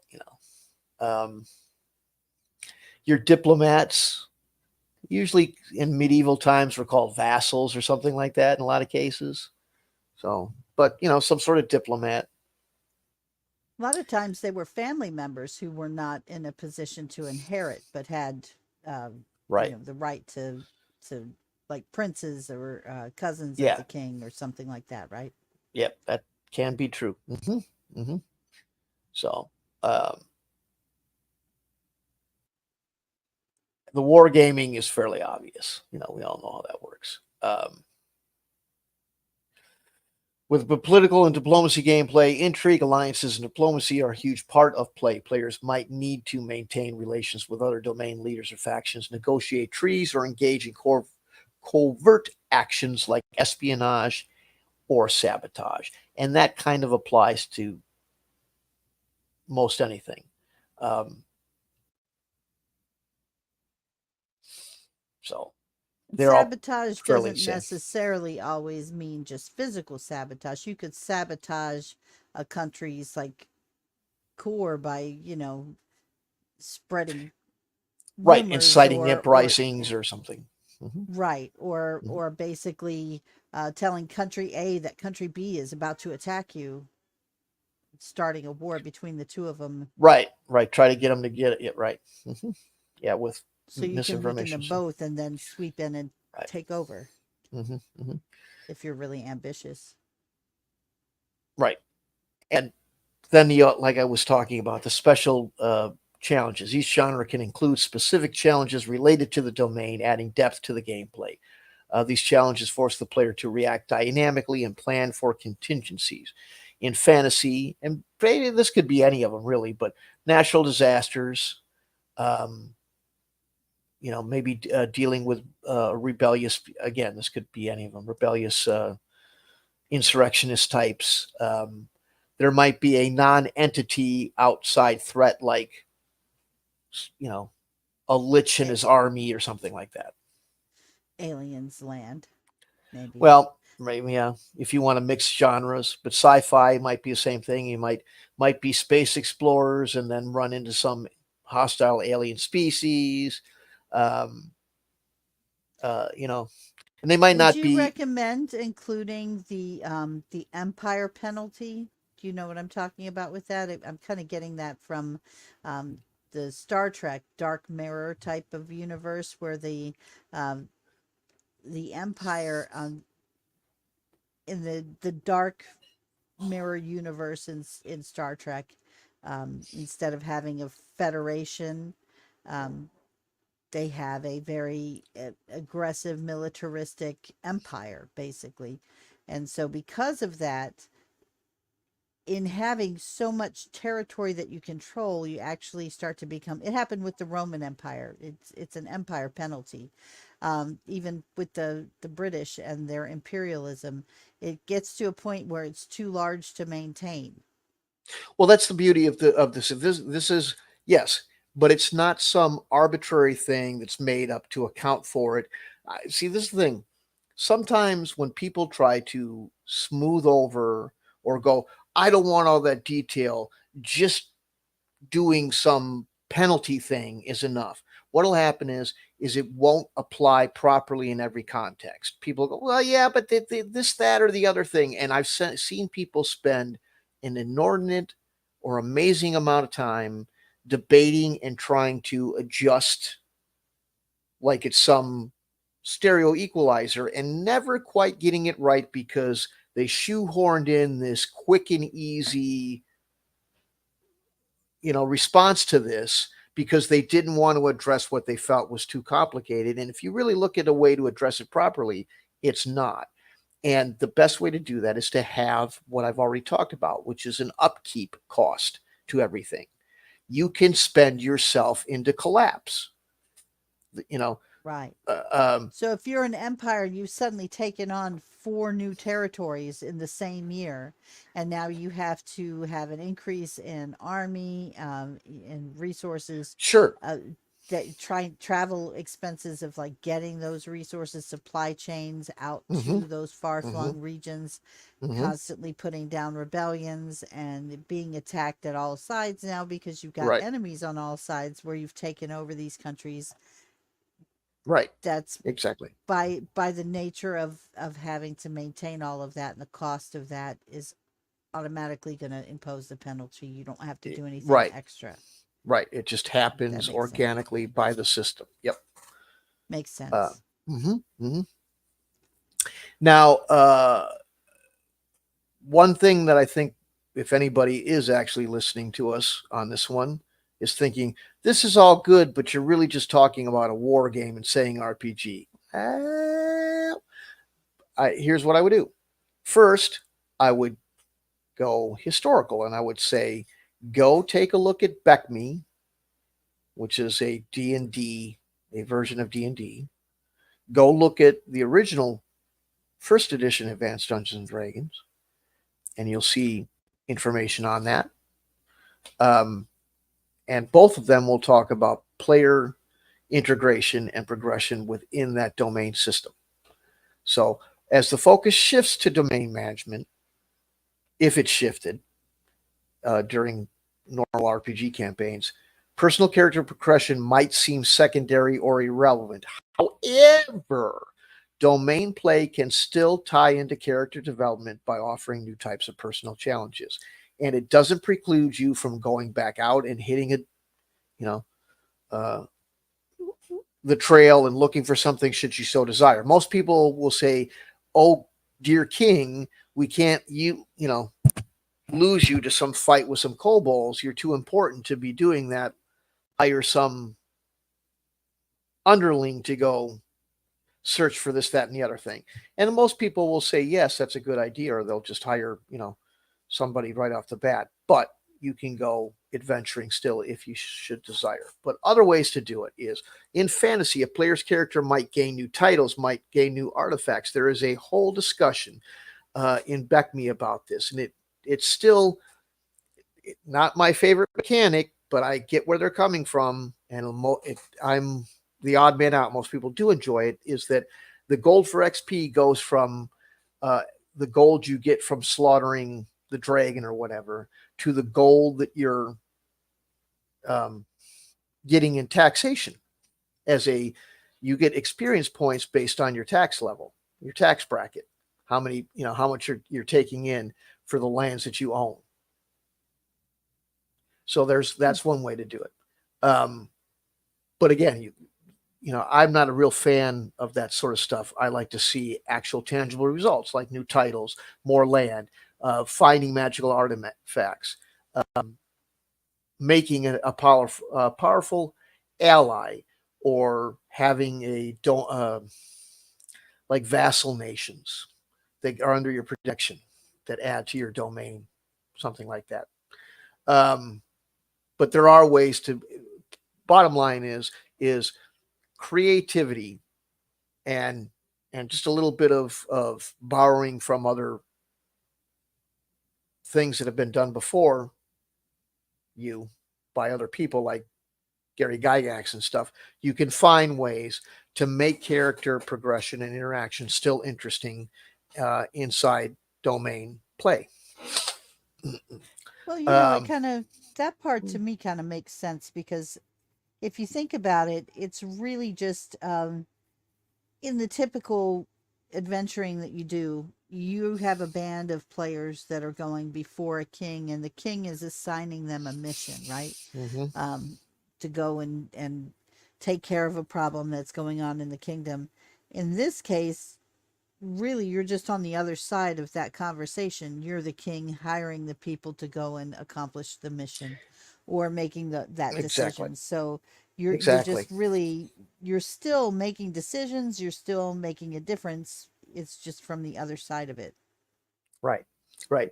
And it you know, um, it is a, let me just put it this way. Personal character interaction is still the same. It's still role playing. Um, but anyway, in implementing domain play uh, just makes the thing, the game into a slightly different situation, as opposed to the 100 yards ahead of you as a character. You're worried about is what you're seeing with your own eyes and exploring things as you see it, and doing what adventurers do. You've you have this macro view of an entire realm or world that's running around you. Um, That by brings up a question I have too, though. Skills that, because normally when you roll up a character for a role playing game, right? You're Mhm. going to have your skills as a fighter, your skills as all of these other things. If this is one where you've got a player progressing from the role playing game part of it to the domain playing, would you have to re-roll new skills, or would it be like something that would only be like, for instance, my character that I rolled up in Greyhawk, it's not very wise at all. Unless I find a way to correct that, I would be a terrible leader, not a good candidate at all for progressing to the leadership role in that, because I just wouldn't have that wisdom that most kings would or queens would need, right? So, um, would it be a case where only certain players would be able to progress to that, or is there something that they would have to do in the course of their RPG role playing game to develop their character, besides just the gold? Or do you just spend gold on XP to learn how to be um, kingly or royal or qualified? well, a lot of kings and queens weren't sucked. They weren't. They were there because they popped out of the right womb, and they didn't have any business telling anybody what to do because they were morons, and or they were horrible people. So if you have the money and you have the ability, here, let me put it this way: the less likely, or the more, well, let me word it right. More importantly, to begin with, I would think would be charisma. If you lack it, how are you ever going to generate the support to become a rule in the first place? Right, Unless you have enough money to buy enough thugs to start making people listen to you, whether they like it or not. right. It might, there's a lot of people who sell themselves as politicians or become politicians or what, uh, not every Just because Kennedy, they buy into it.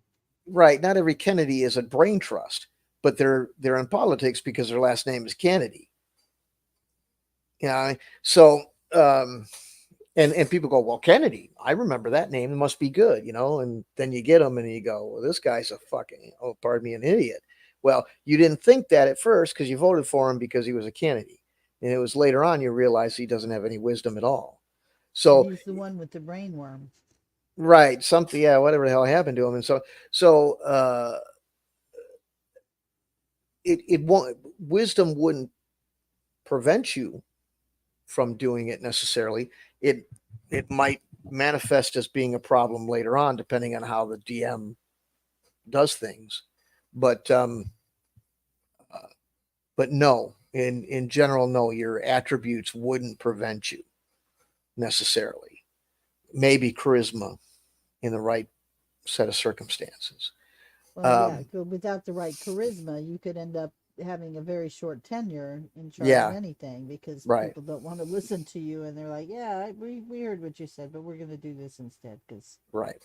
So it wouldn't, and I use yeah. most paracosmic convergence is not complete. It's kind of a little bit of both. It doesn't. Some people go, well, are you an attribute or a skill based thing? You have both, and both play into things, but differently than things like D&D. So you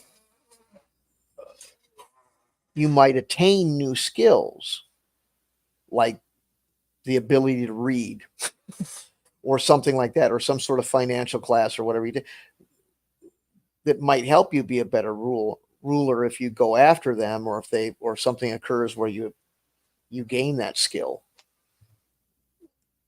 But nothing will change. There won't be any mutation of your skills or your attributes just because now you're a leader at all. Okay. Maybe in some games, I can't speak for every game system, but certainly none that I've played, and certainly not Paracosmic Convergence. So, if that answers what you were asking, I hope. Yeah. And then alternately, is there a version where rather than starting off as an RPG player who attains the domain, you could just play the domain game by like Sure, roll up a domain character, right? Yeah. exactly right. And that's what I'm doing with this one, just as a matter of expediency, but yeah, just to show the things. And I have several of these types of games. When I say I have, a lot of them are IPs, so they won't be. I mean, this what I'm making now. I plan to make a product out of it for everybody to be able to buy and use. But I do have some smaller, less complicated. Well, I shouldn't say less complicated. Let's put it to you this way: um, more. Well, I have. Let's see, one called Dark Sun. Now, Dark Sun. Most people that are watching probably know about Dark Sun, but for Magenta's benefit, who's quite a noob, Dark Sun is a campaign world for D&D, AD&D that came out later on down the line. I don't remember when that came out, 90s, late 80s, 90s, something like that. Um, anyway, I have you start high level domain scenario for that, where um, you just roll up a high level character of a particular class because it's genre specific to be of a magic user class, or Mm-hmm. and yeah, so you just start right out that way, high level, and it's all about domain play. Yep. And then alignment would still apply, I'm assuming. So, like, you could be Bavmorda or, something like That's you could dependent be. on this. Yeah, depending on what's going on in this Uh particular huh. one. um it might be chosen for you, but in others it won't be. So it all depends on the particular thing. Yeah, but normally it's just like any other scenario, like war game scenario. If there's prerequisites or limitations to your backstory or origin story or choices in character creation, so that it conforms with the overall scenario or situation, they will be presented to you at time of creation by the DM. That makes sense. Yeah. So if you have to, like, you have to be a magic user, you'll just say that you can create a custom player, and you roll it up, but it's got to be a magic user. Now in AD&D, um, and certain other games, there's prerequisites in attributes in order to be that. So um, there may be some re-rolling of characters. Sorry. Wow. That was a claw in the In a right in the sensitive, stomach. Right in the ouchie. stomach. Yeah, Good she God. got me right in the belly button. So yeah, so there may be a little bit of fiddly and running with it, and you don't have to create one. Like with my Dark Sun, I can easily just give you a pre-gen if that's what you prefer, just for fun, because it's just one scenario anyway, so we can do that too. But it's interchangeable depending on what the DM wants to do, depending on where you're playing. You know, there may be restrictions or something like that, so that it achieves some sort of genre specific Right. Like, compatibility. obviously, I can't be a Jedi in a fantasy based war game. Right, right. If it's all about you know com- conflict between different Sith organizations or Sith factions, then your alignment's going to be bad, evil, Right. because Sith. So if I had something like that and I had you roll up a character, that might be a restriction. You can roll up your custom character, but it has to have evil alignment because you're playing a Sith. But that would be the Okay. case no matter what you're playing if you're playing Sith. So, but yeah. And does that answer Yeah, that everything? makes sense. Yeah. Obviously, there's got to be some, things have to mesh together and fit together with the story. Otherwise, it Right, would be jarring inconsistencies everywhere. right. Let me give you some examples of some of the ones that I've made up that I can't monetize because I don't want to get sued. If you want to play a game with a bunch of friends in the comfort of your own home, you ain't getting sued because you decide to play a Star Wars game you made up. But if you if you put it on the shelves, obviously that's a different thing. So these fall into the former category, um, because they are not all of them, but most of them. So I have one for kind of Napoleonic and uh, you know fictional Napoleonic warfare called Europe at War.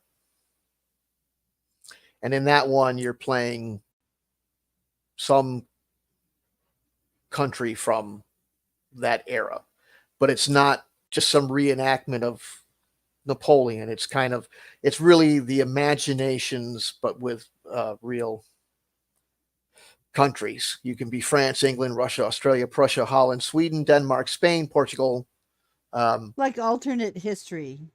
basically, basically. Like, So you're there's that going one. back in that time, but the outcome may or may Mm, not be the same as what it uh, was during that time period because right. you're in control of what happens next. So Mm-hmm, you're mm-hmm, starting in a historically accurate place, but you may mm-hmm. not be ending up in a historically accurate place if you Exactly. play your cards right. Right, right. I have that one for Napoleonics. It's just kind of because I'm a war gamer too, and I like historical war games, so I made a couple for that. So I made one for the American Revolution and the American Civil War. Um, then I'm as we have all learned and never stop hearing about. I am a huge Star Wars fanatic, so I have a Star Wars one. I have a Babylon 5. And I that one I made just because I was kind of half. I wasn't really deep into Babylon 5. I was kind of busy at the time that was going on, but I did buy some. I really do enjoy space conflict, spaceship battles, just any of Hmm. it. I like that kind of stuff. So I did buy Babylon 5 miniature game years and years ago from a company called Mongoose, and never got anybody to play it. So I made that based on what I read out of those books. Um, and I have one for Star Trek, which is Federation. And no, it's not all warfare. There is some expl- ex- exploration in it. Christ, I can't even say the word. So it's not all about that. But yes, the Klingons and the Romulans, and they're there too. So it's called Federation. And, you know, Well, I'd like to try that. yeah. And it does have, like I say, it does have some exploration, but it does have, um, if you've ever played um, the online Star Trek game, it's a little bit like that. It's a little bit like that, and a little bit like the old Federation and Empire or whatever it was called. That was kind of this war game version of it. So I didn't go all out with all of the different ones, although someday I might go back and make some new races like the Hydrants and things like that. But I have the Federation, the Klingons, the Romulans.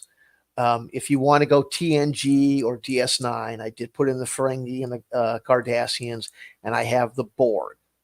But I'd like to someday go back and do some of the Gorn and Dominion. yeah, Oh, the Dominion might be fun to do, but do some of the original. Dominion would be hard. That would be hard to play. I mean, that's just to me. That's like because you don't know if who you're talking to is really that person or if they're just Right. It the makes a very Dominion. interesting, yeah. Yeah, that would So, be a difficult one. You'd have to have some ways of figuring that out. hmm hmm but there is an exploration phase, and for the Federation people, so they can check that sort of stuff out. There's also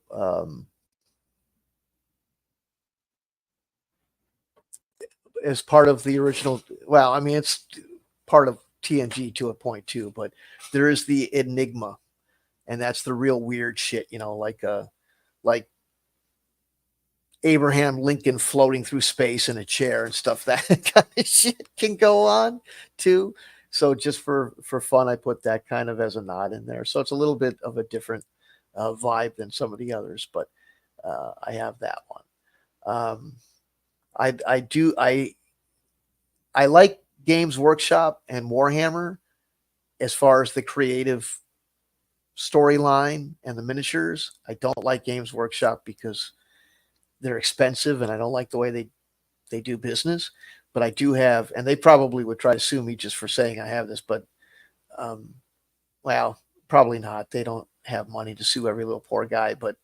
Um, but anyway, I have a Warhammer uh, 40K version, and in fantasy, I have the Dark Sun that I mentioned. I of course have Middle Earth because um, For of me, course, yeah, I love yes. that.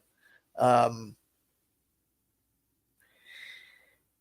I have Warhammer Fantasy because I just like that sort of stuff.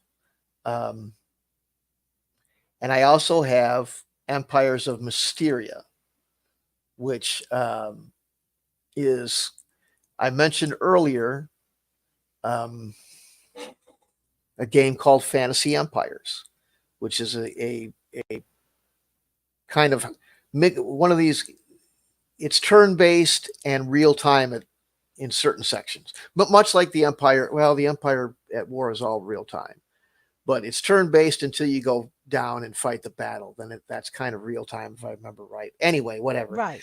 Yeah. Um, it wasn't. A lot of people say it wasn't the greatest game. It was still a lot of fun.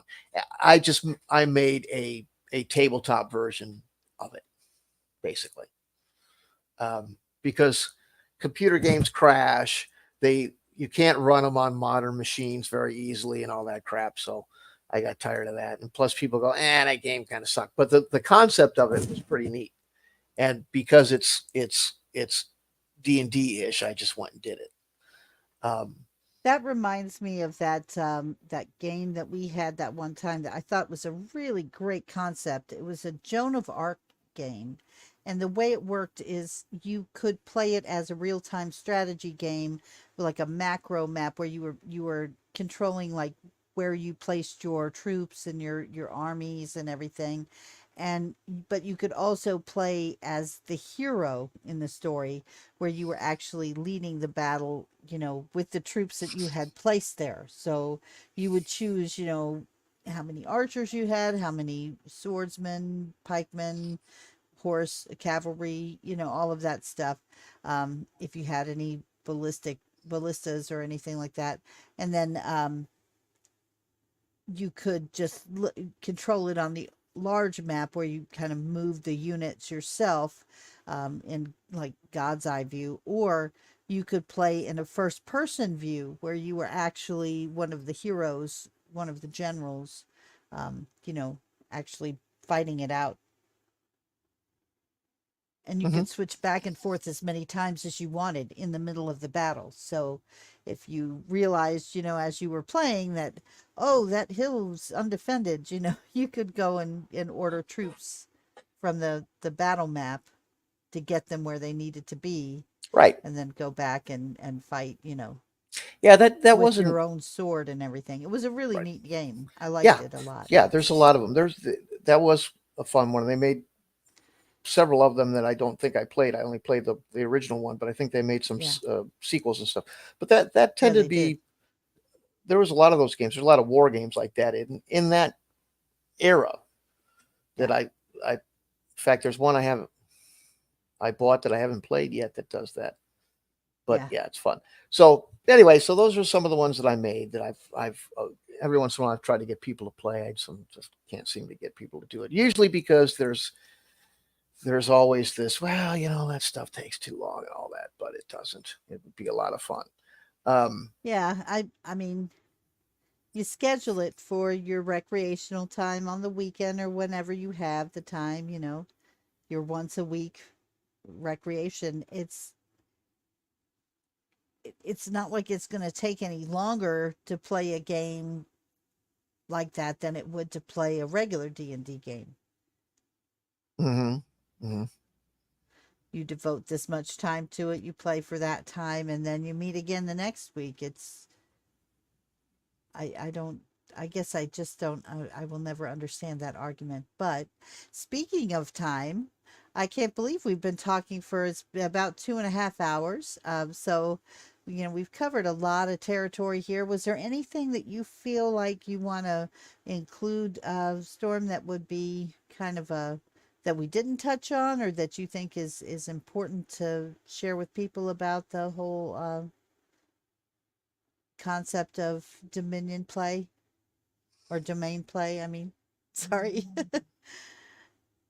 Or what was it? Domina play? I think. yeah, that's a whole nother game. I know, right?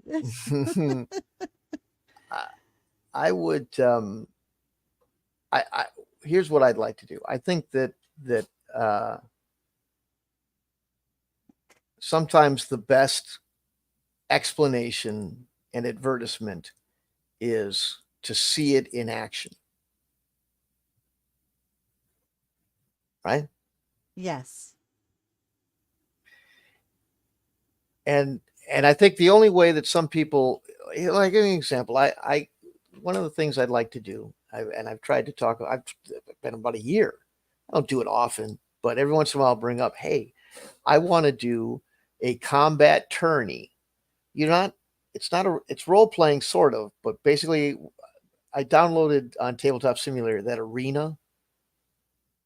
It looks like a Uh-huh. gladiatorial arena. You've seen it, right? Did you show you that to you? You did show it to me, yeah. I want to play. I want to play gladiator battles in that with miniatures. The miniatures won't move, so it's kind of dumb. But I just wanted to do a game where you did just all you were doing was trying to fight each other. To, and Right. before that, I tried to sell it without any miniatures because I didn't have any. And anyway, today I saw somebody do the same thing, but they had really cool actual real miniatures. They had a whole miniature um, jousting field, complete Oh, with stands and the king sitting in it and little I mean, it was really neat looking, and everybody liked that. But I wanted to play that kind of game, and I heard a lot of people talking about theater of the mind and all that.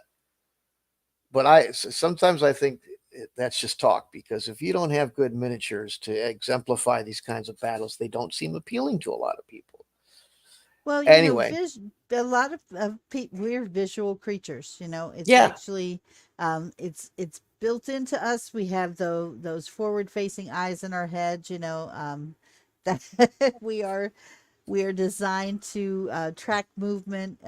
It's just one of those things that's just primal to us. exactly. How we're built. So we're going to respond to visual stimuli and I think that that makes a big difference for a lot of folks. I'm not as much of a visual person. I'm more of an auditory person. Just myself. I'm a little bit different that way. I'm mind blind, so I don't even visualize things. It's if I close my eyes and you tell me to imagine something, it's just total darkness.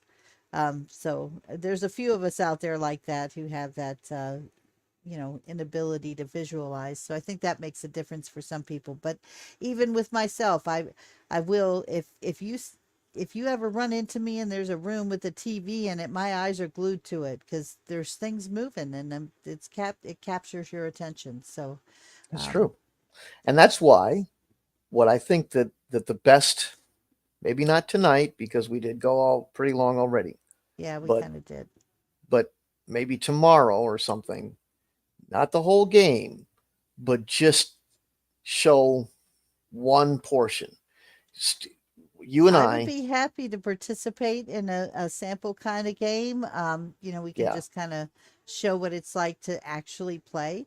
go from I do start have. to one, and Hmm? then and what I'm saying is go to start, play through to like maybe one altercation or whatever. Just play for a little bit so you see this Hmm. how it starts up, how it runs a little bit, maybe get to something interesting, and then go. Here's where we would go from there. Hopefully, well, I mean, I don't want to make it a week.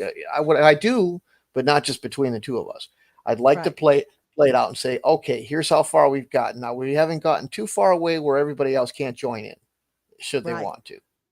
And yeah, That sounds reasonable to me. Now, I hmm caveat is I have my grandkids here this weekend, so I won't be able to do an early show like I did today. It would have to be something a little later in the evening, after bedtime for them. So nothing earlier than 9 p.m.